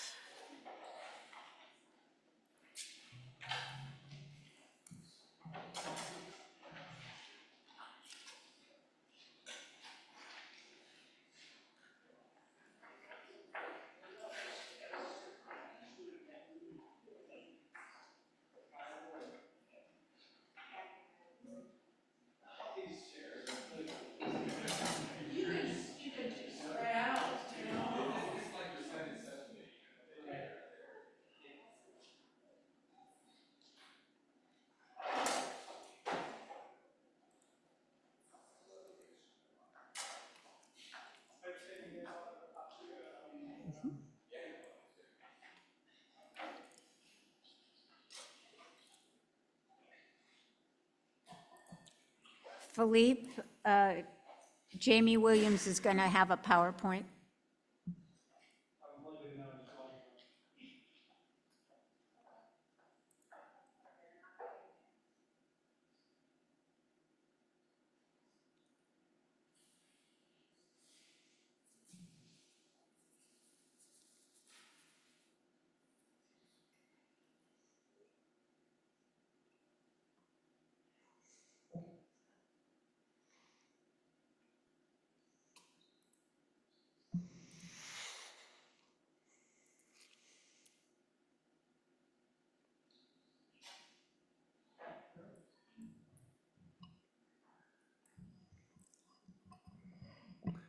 Hello, good evening, Mayor Kendall, Vice Mayor Anduri, council members McCormick and Cervantes. Here to present the 2024 annual report for the Lafayette Police Department. Thank you for your patience this year, and I'm finally getting around to presenting it. So, as you know, I got hired here December 16th, so of last year I was here for 2 weeks, and this is more about what happened before my time, but I hope to continue it. I think the stats are great. So, in short, you've got the annual report in front of you. This is just a PowerPoint briefly going over some of the content that's in there. So year over year, the changes, we have a 30% increase in calls for service. We have a 47% increase in traffic citations, which is great. Overall crime levels have increased as we exit the pandemic, but they're still 17% below the pandemic levels, and that's on page 5 of the report. Staffing, we're still at 17 sworn. We've got our 5 professional and 3 part-time parking enforcement. In 2024, the calls for service increased. The total for 2024 was 15,609 calls for service. Those could be on-view calls, they could be a traffic stop, they could be a vacation home check, anything that an officer puts him or herself out on. Again, the 13% below the 5-year pre-pandemic.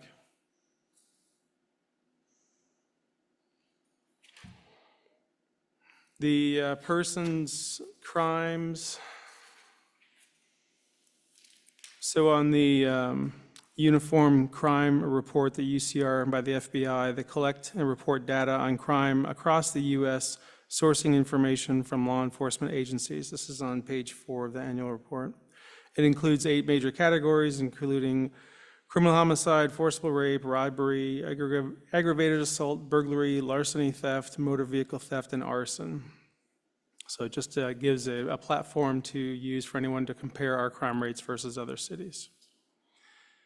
And with that, the violent crime rates with robbery, we had 10 in 2024, and we had 10 assaults also.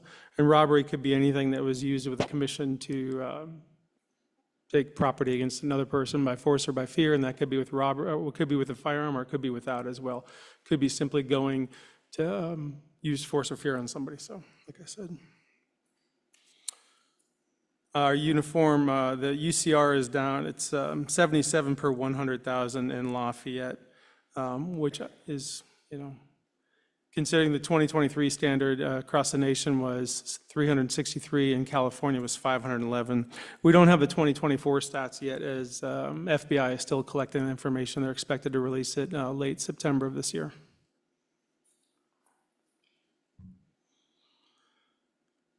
Property crimes, we've got 61 burglaries and 228 larcenies. Again, with a burglary, enter a building, a room, a locked vehicle, or a structure to commit a felony or any theft. And the larceny is the unlawful taking of someone else's property with the intent to permanently deprive them. So a larceny could be stealing a bike from someone's front yard or a cell phone that was left out. And not all these crimes. Obviously, there could be more potential crimes that just weren't reported, but these are the ones we had. Again, we're below the national average and definitely below the California average. So Lafayette overall is doing quite well. Going on to page 6 here of the PowerPoint. Traffic citations, there was an increase in 47% there for traffic citations, which I know we get mixed emotions on. It's great that through engineering or education enforcement, people don't want to receive the citations. We wish people wouldn't be on their cell phones or driving erratically, having distracted driving, but it does knock down, as you'll see on the next page here, that it does result in no traffic fatalities, which is good. So in 2024, we had 41 hit and runs. We had 57 property collisions and 27 injury collisions. Let me know if I'm going too fast. I don't know. I know you guys had a really busy last 2 hours, so I'm not trying to delay you too much longer here. 2024 police services, we provide many services beyond law enforcement. We have parking enforcement. The police department, as you know, is engaged with 2 commissions, which are the Crime Prevention and Emergency Preparedness. We also engage in licensing programs through solicitors, massage parlors, tobacco retailers. We do community events, as you know, with National Night Out, Art and Wine. We host a Citizens Academy, which we'll be ramping up for here after our Art and Wine Fest, and we do vacation home checks. We also engage in emergency services. So we've attended and hosted meetings about our emergency services, how we interact with the fire department and the community at large. Firewise, our CWS, employee readiness, mutual aid, and our state level involvement as well. Slowdown campaign in 2024 was a big deal. And the goal was to make the streets safer via education, traffic measurement and analysis, speed display and enforcement through traffic engineering changes. Accomplishments were traffic engineers changed roads and speed limits to improve safety. They increased speed displays and enforcement actions. There was public education on school safety and focus on e-bikes and scooters. And I know that this handout that was created last year, I already handed out to several parents at the PTA meetings at the different elementary schools I went to. They were very thankful for that. In summary, with 2024, we've increased our presence in the community to improve safety and help solve crimes, our calls for service, traffic citations, and community events. The goals we have for 2025 this year is to continue to focus on proactive policing and solving crimes, increase education and enforcement of e-bike riders, continue to grow Lafayette's preparedness to respond to a disaster, and to continue to increase our collaboration with the La Miranda agencies.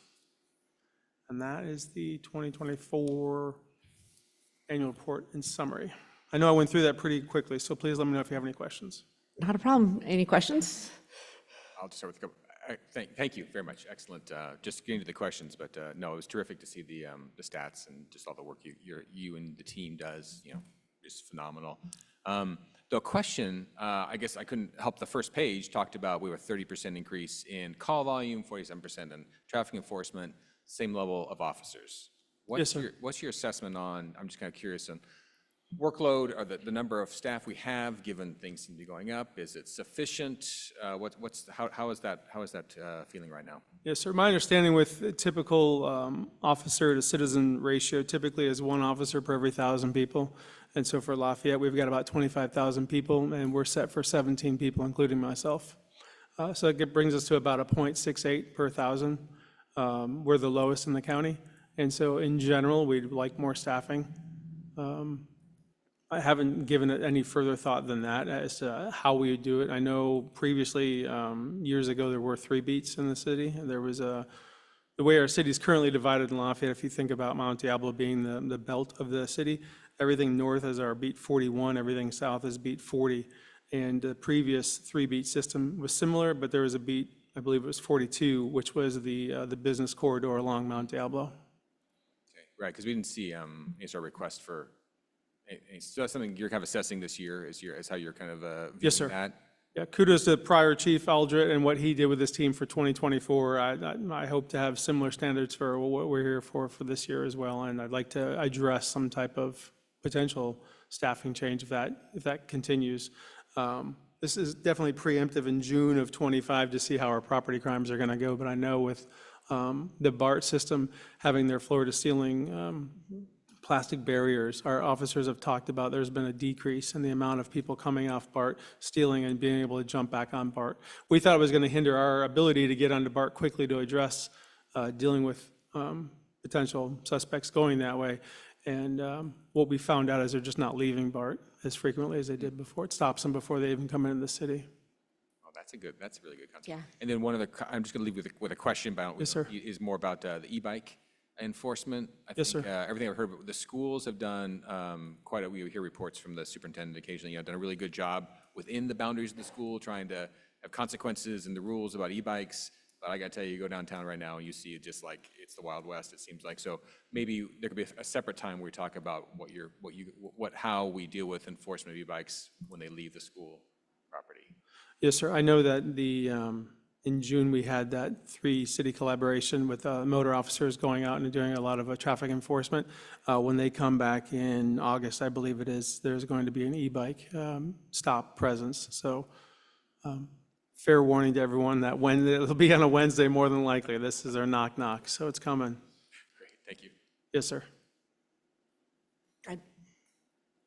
Thank you, Chief. You're welcome, sir.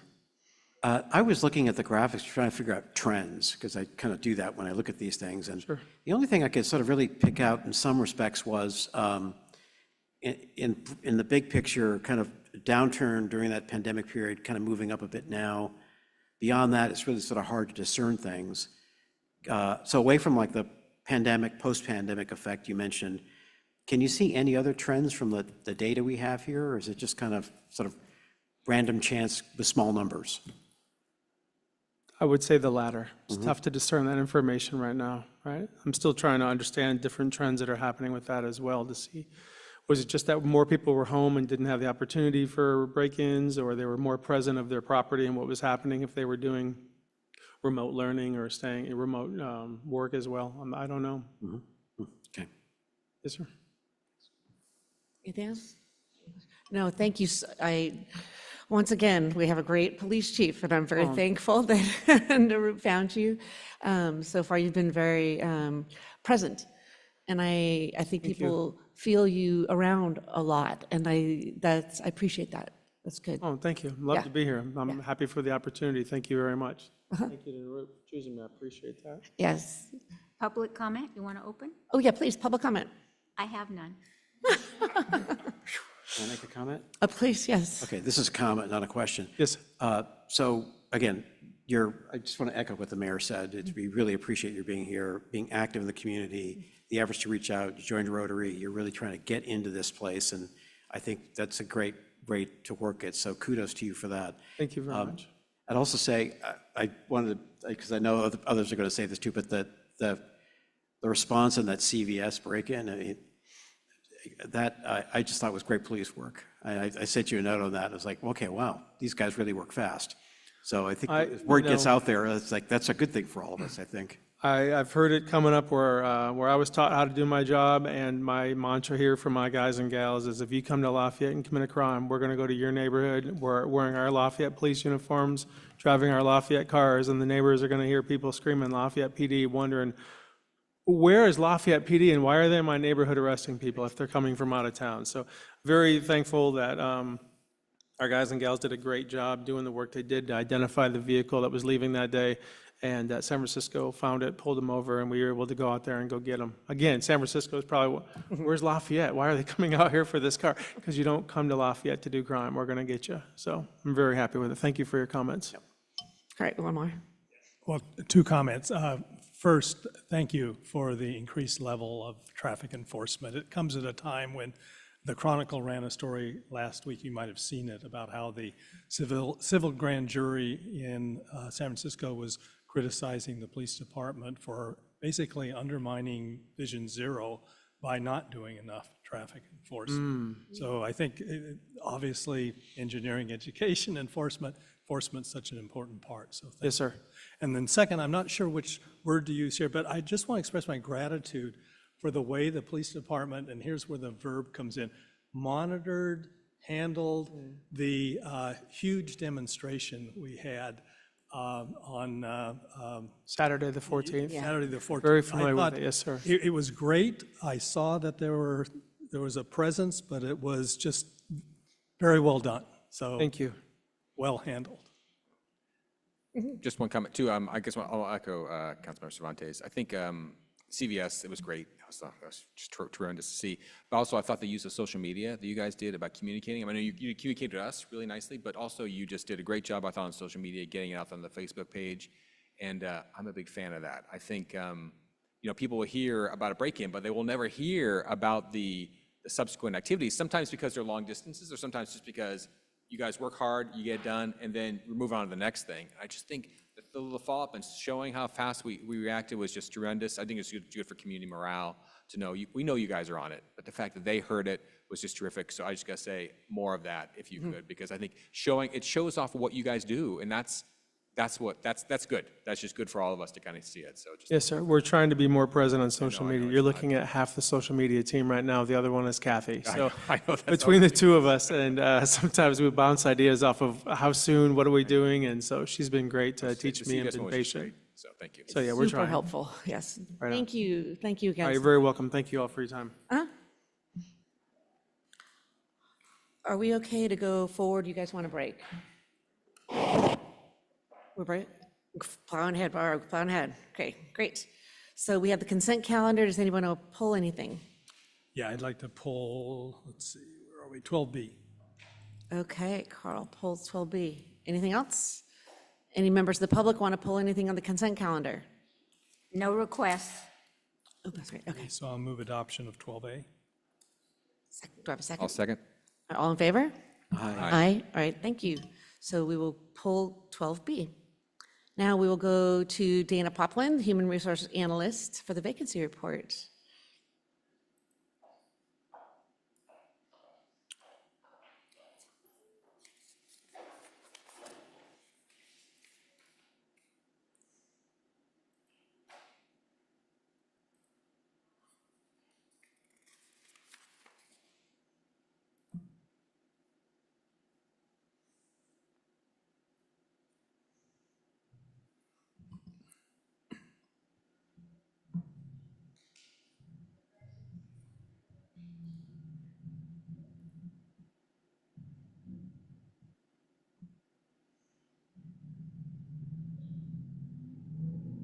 Welcome, welcome. Go ahead and start. Good evening, Mayor, Vice Mayor, council members, and members of the public. My name is Dina Poplin, HR Analyst, presenting our annual vacancy report in compliance with AB 2561. This report transparently highlights our current workforce vacancies, recruitment efforts, and strategies for improving hiring and retention.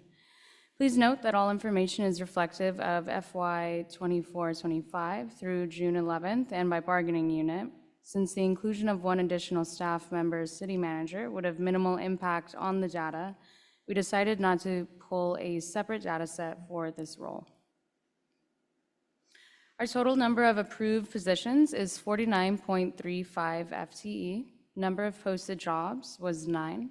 At present, we have 6 open positions across 3 departments and have a 12.15% org-wide vacancy rate, falling in line with data showing vacancy rates typically above 10% and lower than the highlighted 20% in the new AB 2561.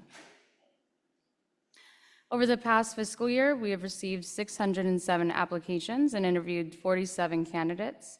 We've successfully onboarded for 2 positions, HR analyst, code enforcement, 2 positions to begin next month, admin analyst, city manager, police services assistant. At the final stages of recruitment for 1 position, part-time admin assistant, and will soon be recruiting for the remaining open positions.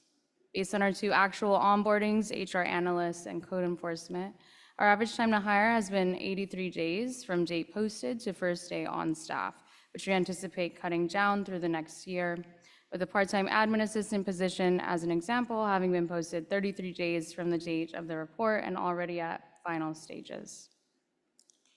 This year, our turnover rate was 13.19%, lower than the 18% average for the government sector in 2023, and our retention rate was 87.23%. Though these are generally successful rates, we are still proactively working on improving these rates and employee engagement through reiterating our current success in onboarding, training, employee engagement, and implementing new initiatives. It's important to note that employee feedback surveys, both qualitative and quantitative, should and will be used in this new iteration of initiatives as we garner feedback by 1, both continuing our processes like biannual performance reviews and various staff meetings, while 2, also implementing new processes like creating pulse surveys for bite-sized data. Nonetheless, recruitment challenges remain, including having limited candidate pools, particularly affecting highly technical / specialty positions, being compared to conventional CalPERS benefits packages, by the public sector over the private sector, and the slow transition back from the previous hiring freeze. Despite this, we pride ourselves on being competitive in this current market by having competitive salaries, high-quality benefit packages, both conventional and non-conventional, and keeping our application process short, improving ability to apply, reflective in the data presented today. Though our rates are generally successful, we still seek to implement new strategies and initiatives, particularly with the new HR analysts on board, to continue the success of these rates and continue raising employee satisfaction. Tonight's presentation fulfills our obligation under AB 2561 to provide a transparent update on vacancies and hiring efforts. We welcome any feedback from council members, employee representatives, and the public, as collaboration is key to strengthening the city of Lafayette and delivering excellent public services. Thank you for your time and happy to allow comment. Excellent report. Thank you very much. Any questions? Yeah? Thank you so much. That was very helpful. I guess 2 questions. One is, we're one of the very, very few non-CalPERS cities. So how much of a competitive disadvantage does that place us relative to other cities like, I don't know, Danville or Dublin or whatever, take your pick? Is that a big factor in the hiring process, that we're not CalPERS? Yeah, I'll actually defer to Tracy. Okay, so Dana's done a great job. She's been on board for about a month. Yes, I know. And so she did a really good job with this. I'm amazed at how much she's done even in the month that she's been here. It's quite busy in HR. I just wanted to acknowledge that. Very happy to have her on board. Good. And point out, this is a new requirement. unfunded. Just, yeah, no, I know. I just wanted to get that out. And now, so we don't have really empirical evidence about whether or not it impacts us or not. Over my tenure, I just have, my experience. And I think it definitely, as Dana mentioned, in the specialized municipal positions, like senior planners and particularly senior engineers. Those are very specific to municipalities. And so I do think that there is a competitive problem there. I can't quantify it. I'm not really sure how to do it. Other positions, we got 180 applications for an administrative assistant position. So some of those positions which are transferable between the private and the public sector, which don't necessarily need specific specialized skills, I don't believe it makes any difference at all, to be honest. Thank you. The quick, I know, I'm just kind of curious with the, anecdotally, I heard, I think something with federal downsizing and all sorts of kind of programs being cut and has that resulted in an increase in applications, high-quality applicants in our jurisdiction or not? We did get a couple for the admin analyst type positions. Those positions, I think we saw a few. So far, we haven't seen that again. The civil engineering position that we have open, very slow number of applications, and I've seen nothing, from the federal workforce. And I don't believe we saw very many for the part-time admin assistants. Okay, thank you. Great. Thank you. Any public comment? Mayor Kandel, I have no public comments on this item. Great. Well, thank you. That was an excellent report. I just want to say I'm very organized and really appreciated the level of detail. Thank you. Thank you. Thank you. All right, Narup and Tracy, the budget. So, thank you, Mayor, members of the council. A very short budget presentation tonight. Basically, the budget that you have before you does include the budget requests that you considered and approved at your last meeting, those being the staging of school buses at schools on red flag days, public works assistant for evacuation route clearing, reclassifying a temporary position to a regular position, and replenishing the traffic calming sinking fund. All of those requests have been included in the budget that was included in your packet. Once you approve the resolution, I will print a hard-bound copy for all of you. Any Great. questions? Thank you. Any questions? Yeah, Jim? Sorry. This is maybe kind of a council question. The Measure H Oversight Committee, is there, what's the timeline for that? In midsummer? Yes, we're gonna go out to put out an ad to get applicants sort of midsummer, probably have you seat those in the fall. Okay. We don't really have anything for them to look at quite yet, so that's why we're not sort of rushing and would like maybe later in the summer once people are back. Right. And are focusing more on getting back to school and whatnot. That makes sense. Thank you. Anything else? Okay, any public comment? Mayor Kandel, I have no speaker slips and no hands raised in our virtual audience for this item. Okay, so I think we have to actually approve a resolution. I will take a motion. Okay, I'll move that we adopt resolution 2025-34, adopting the proposed budget work plan and doing all these other wonderful things. Do I have to read all of them? Okay. I'll second that. Great. All in favor? Aye. Thank you. Okay. All right, yay. We have a budget. And a good one. All right, so items move from consent 12B. I just removed it because Christy Mack is no longer on the Public Art Committee. So with deleting her name, I then move that we adopt Resolution 2025-30, appointing the people listed.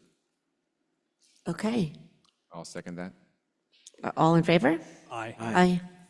Ooh, I didn't take public comment. Are there any public comments? No comments. Okay, thank you. All right, so council member commission reports. Does anybody have any? Oh, well, one thing, you had sent out the memo indicating that if someone was the alternate to a commission where Gina was the primary, they would step up and serve until we have a new council member. There's also the situation with the ARPA ad hoc committee where Gina and I were serving on that, and there's still some things that need to be decided with respect to ARPA. So what I'm going to suggest is that the council appoint John McCormick to work with me on the remaining issues. Can I do that in this meeting?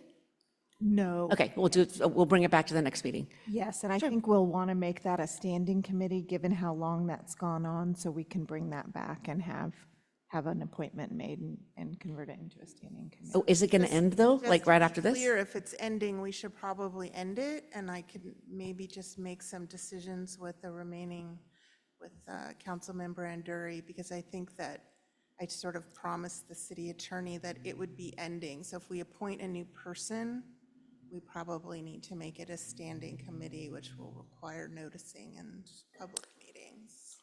Would Okay. it be a problem if Councilmember Anduri consulted with Councilmember McCormick, with the members of the business community that we're dealing with? It will not be a committee, and I think we should probably officially close the ARPA committee and end that at this point, if that's the desire. And if council members do work on their own, that could be their pleasure, but it would not be a committee or formerly known as the ARPA. Okay, so what you're saying, council members could work on their own and come back to the council with a recommendation for outdoor dining, because we have a deadline in January of 2026. We could come back and make a proposal.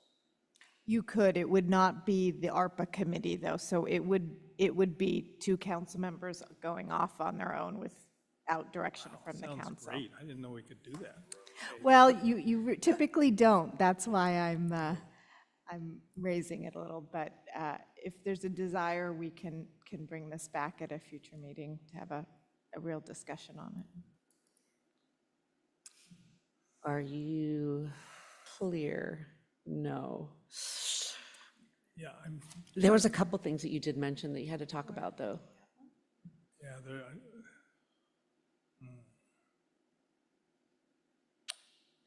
But can you do it just with Carl? Can you continue, have one more meeting just with Carl and just not assign, because it still is there, and Gina, if Gina were here, they would have a meeting. No, they wouldn't have. That's why Tracy was mentioning this. Oh.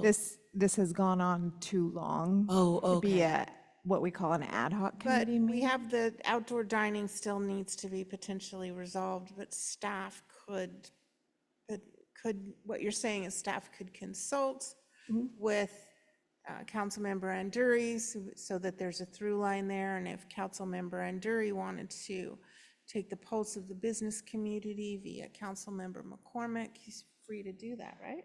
I think this is not Okay. something we should move forward with at this point. So Okay. if staff wanted to do so in consultation with only Councilmember Anduri and be done with this item, that would be okay. But I don't think we should have other council but members. on the other hand, if council members come back with a suggestion, that can be put on the agenda. Correct. Okay, thank you. Okay. Okay, anything else? Right, Jim? So this is sort of an emergency preparedness commission follow-up. So Stephanie Bontemps has been very active with Firewise, and I met with Greg Wolf, and so this is really a shout out to Greg Wolf, who is not here. But in California, if you're in the FAIR plan, you can get a 10% discount on your premium if you're in a Firewise neighborhood. The problem is, it's really hard to figure out where the fire-wise neighborhoods are, because there's no maps of them. You can't get them from the National Fire Protection Association. Fire has said they'll work on it, but they haven't, and they may not for quite some time. So Greg Wolf stepped into the breach to say, we can do this. You give us your own maps or addresses, we can put fire-wise, we can create a map of Lafayette showing the 20-odd current fire-wise neighborhoods, which is about 1,600 homes, with another 1,000 in progress. So that's underway. So I'd really wanted to kind of acknowledge the work of staff here, and Greg and his folks in particular, because if you're a resident in a fire-wise neighborhood, you can now say to the FAIR Plan, here I am, please give me my 10% discount. So when you do the math on that, given the premium for FAIR Plans, that's probably several $100s per household.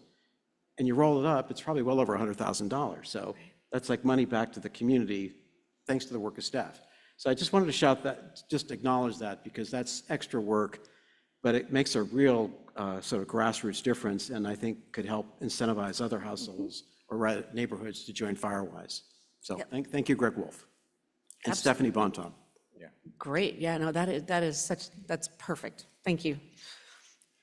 Just a couple of quick things. One is I do want to say that I did graduate from Central San Academy, following in Councilmember Cervantes' illustrious footsteps, and it's phenomenal. I go to Central San, the more you learn about it, it's just amazing what they do. I know they're digging up the streets, Upper Happy Valley and some other areas over the summer, which I know is a great inconvenience, but the service we get from them, as we do with almost all of our public utilities, is really stellar, and they take great pride in their work, and it's great to see. It's a phenomenal organization, so highly encourage anybody who wants to learn more about wastewater treatment to attend. Secondly, I know maybe the mayor would like to talk about this as well. We did do a tour of Irby Ranch down in Pleasanton last week, I guess it was last week. Another just absolutely phenomenal Sunflower Hill. Sunflower Hill, yeah, which is Sunflower Hills, or first of potentially many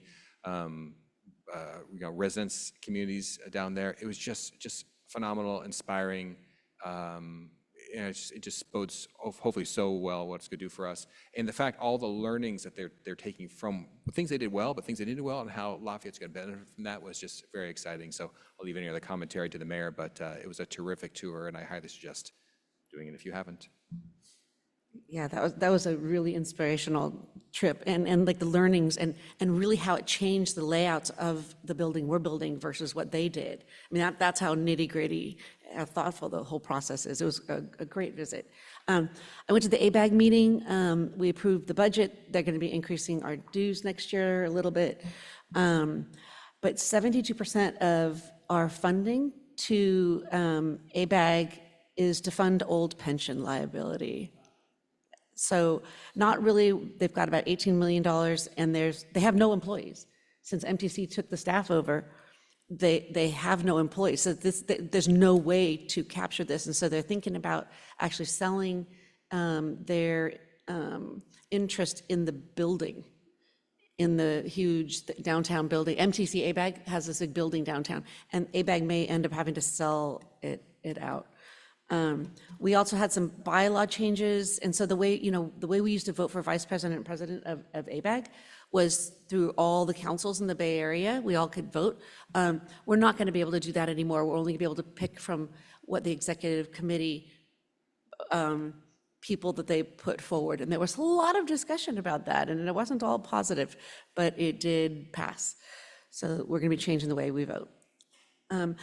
And then Jim Cervantes and I are going to Sacramento on Wednesday with our city manager to do some, pro-Lafayette advocating up there on Wednesday. Should be great. I think that's it. All right, so we'll go on. So Mayor Kandel and Vice Mayor Andrei, Vice Mayor Andrei did almost all the work on this, and so I will let him present this one. Well, I wouldn't exactly say that, but thank you. This grew out of the discussion we had last time, and I want to thank Jennifer Paul for getting together and explaining more to me what she had in mind, and that's incorporated in here. There's one change that I'd like to put in after discussion with the city attorney in 2A and 4B. it talks about providing the set of interview questions to the other council members. I'd like to change, provide them to the other council members to, we'll make them available at the beginning of the meeting, because they'll obviously be made available to the public that's there as well as the council members. So I think, is there any questions on any, this is meant to guide us for this next appointment, and then after that, we can review it, see how it worked, and decide whether we want to formally adopt it or have it out there for the next time, however we want to approach it. Any questions? No? Any public comment? No public comment on this item, Mayor Kendall. Great. Go ahead. Just a quick comment. I thought this was great. I really appreciate the work you both did on this. It really helped me out a lot. And I think the idea of, once we go through this, maybe revisiting it and say, okay, what worked, what didn't, and just doing it at the time when it's all still fresh in our minds, would probably be a good 20 minutes well spent. I may be being optimistic, but I think it would be time well spent. So thank you both. You're welcome very much. Okay, and then I'd like to ask the city attorney, I mean, there was an issue which I'll let you explain it. If you look at item 5, it talks about the procedures can be revised in any manner at any time during the process upon a motion supported by 3 council members. So I think this would be most applicable, obviously, the days that you are doing the interview or the day that you are doing the interview and selection. And so I've spoken with the city clerk about this as well, is that I think we would suggest just placing preemptively an item on the agenda regarding potential amendment of this policy in case you need to change anything kind of on the spot. But coming back to our discussion this morning, could we access that agenda item at any time? Because what this contemplates is in, 30 minutes in, we realize, oh, this isn't Exactly. working. Yeah, We I can think. say, okay, now we want to go to item. So we won't open it up at the beginning, we'll open it up You- only if we need it. Yeah, you could either preemptively have it open. We'll probably need to explain this fairly clearly on the agenda, but it either could be preemptively opened and not closed, so you have that flexibility to adjust on the fly, or you could open it up only as needed, and then, but never close it, so that if you need to come back to it, you can. But I think we'd like to have it on the agenda in case you do need to make adjustments as you see fit, based on how many people apply or however the process is working or not working for you.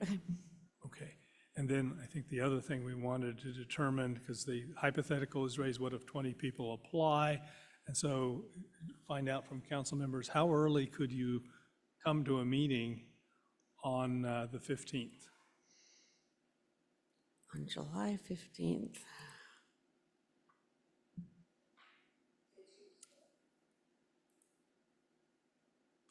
I'll make myself available. Noon. I mean, I'm just flexible. Yeah. I have things in the afternoon, but I could adjust them. I think there's we have the practical worry about if there were 20 people, for example, just how is it fair to interview candidate number 20? Are you as fresh as number 1? Right. Yeah. But I guess we can kind of deal with that at the time. But certainly an hour or two earlier or whatever would not be a problem at all. I just think there's just a practical limitation. If we already have an end time of, 11 to 12, I just think starting, there's a practical limit of how early we'd want to start, I think, just to kind of be fresh and productive. Find out. Yeah. Right. I just can't imagine we'd want to start much before 5, frankly, if we're ending at midnight. It just doesn't seem like, I don't know. I mean, force, but I just can't imagine more than That would that. give us 7 applicants. So, Do you want to go with that? I mean, it seems on this round it'll be fine. If we can wait until we see how many applicants, then I can give you an estimate on how long this is going to take. Well, right, the problem is then we'd have to have a special meeting to Change the time? change. Yeah. are you thinking? But this has always been an issue. I mean, Right. if 20 people We've applied, always you'd be done coming it. back to us and saying, hey, how do you want to somebody would have to make a decision as to how it's scheduled. And as the vice mayor and I talked about, if 20 people applied, you may want to rethink if you wanted to give everyone 30 minutes. Right, that's there may more be of the other direction I would go strategies. in, right? Yeah, plan on two, I mean, at that point, maybe we have more formal two-round process, just trying to get to a set of a semifinal round or something like that to make it But the work. question is when you would want to do that. Would we have a special meeting on the 9th to decide that? I mean, as odds are. You won't know by the 9th. You won't know by the 9th how many applicants you're going to get. You won't know until 5 PM on the 8th of July, which is the Oh, deadline. I see, so we Oh, I can see. call a meeting, yeah. Yeah, you have 24 hours to call a meeting, so you Right. would, yeah. Okay, well, why don't we say just here? I mean, all we're doing, I don't think we're going to adopt this, right? We're just going to give guidance to implement this? Or what's your I did think you were going to adopt it. Okay. Yeah, so that you had this guideline to use and obviously modify if you needed to. Okay, so we probably should put some wording in there if we have to start before 5 o'clock. We'll discuss, I don't know how we're going to discuss that. Maybe the mayor and the vice mayor makes the decision on how to change the format of the interviews to be more appropriate. Would that work?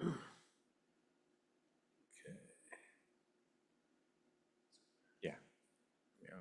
Depending on the number of applicants, the mayor and vice mayor have the ability to move the meeting time to a Well, actually, earlier. But that's where, actually, I have to admit, in thinking it through just, of course, Right. quickly, I actually think, if I had to envision how that would work, I think, I'm not sure the timing would really change that much. I actually think we would just change a different model. As I said, if we had 20, I think would we have a probably want to do dual- 15, 20-minute, everybody gets 15, 20-minute kind of more of a lightning round. Of the 20, we get to Cut it down to half six or what- finalists or whatever. up to 10, whatever it is, and then we come back on day 2. Yeah. And that's more of our traditional time. So I think that's probably more, I think that would kind of handle it, because it's just not, it's not practical to go to do. So I think I'd rather see something like that, probably. Okay, so we say, if there are 7 applicants, we'd be starting at 5.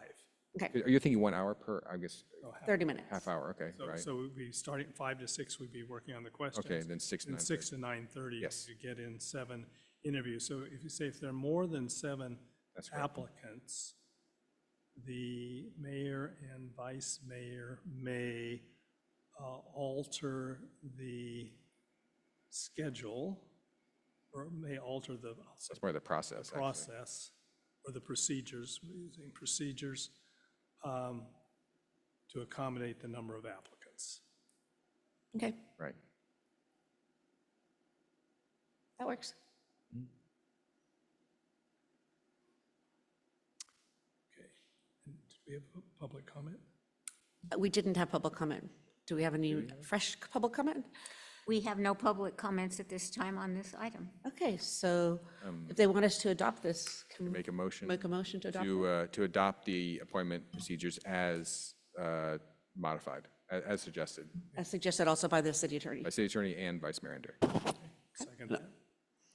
All in favor? Aye. Aye. Thank you.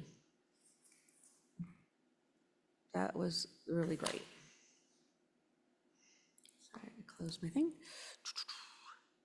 All right, so now Vice Mayor Enduri, you've got a bunch of resolutions. For the Park Trail and Recreation Commission, insert in the blanks here. The first blank would be Casey Donovan, and the second blank would be Jeff Bellinger, who is continuing on, and we're very fortunate to have Jeff continue, just as we're very fortunate to have Casey Donovan join us on the commission. So I move adoption of Resolution 2025-35, appointing Jeff Bellinger and Casey Donovan to the PTR Commission. Okay, do we have any questions, concerns, public comment? No comments? Okay. Do I have a motion? You have a motion. Do I have a second? I'll second. All right, all in favor? Aye. Aye. Go on to the next Okay, one. on the Public Art Committee, we have 2 returning members again, as I should have said with PTR, and with Public Art, very active committees, 2 very active Committee members have reapplied, Yuki Fujimoto and Dave Dondero, and recommend that they be appointed for a further term. There were strong candidates for the remaining 2 positions. I should say that the interviews were conducted by Gina, me, and then the chair of the commission. And we're recommending Pam Fletcher and Carly Sitko for the 2 spots. So I'll move adoption of Resolution 2025-31, appointing Yuki Fujimoto, Dave Dondero, Pam Fletcher, and Carly Sitko. Great. So no questions. Any public comments? No comments? Have a second? I'll second. All in favor? Aye. Aye. Thank you. And for the Environmental Task Force, again, Gina and I carried out the interviews. We're recommending that Maria Gastelamendi be reappointed. She's been on for 6 years prior to this, and that a new applicant, Ally Jones, be appointed to a new term. So I move adoption of Resolution 2025-36, appointing Maria Gastelamendi and Ally Jones to the Environmental Task Force. Great. Public comment? Do No comments? I have a second? I'll second. All right. All in favor? Aye. Aye. Thank you. Lightning round. All right, John. Yeah, I'll take this next one. So Mayor Candell and I did interviews for the Transportation and Circulation Committee. We had 3 applicants for 2 open positions. These are 2 new positions. All 3 applicants, it was delightful talking to all of them. But for filling in the blanks, we recommend that Mark Drager and Anthony Ratner serve on the Transportation and Circulation Commission. Great. Do I have any public comment? No comments? Do I have, I guess so adopt, you have a motion? I'll make a motion to adopt Resolution 2025-37. Do I have a second? Okay. All in favor? Aye. Aye. All right, thank you. And now written communications from Gary, from resigning from Planning Commission and CPAC. Gary, thank you very, very much for your 17 years of service. He has been an absolute a rock on those 2 very, very important committee and commission in our city. And I told him he can always come back, and he says, actually, they're not selling their house, and so maybe they will. So just planting the seed if they ever come back. Any comments? No. Well, just agree completely. I mean, as you know, the history of this, Gary was the one who was the rock, the anchor, when we had the turnover in the commission and carried us through up until this point. So thank you. Yes. It's definitely the accept with regrets. Accept with regrets. Do we have any public comments? No comments? All right, so that's all, except with regrets. And I think that is it. We will adjourn. Okay. All right, thank you all.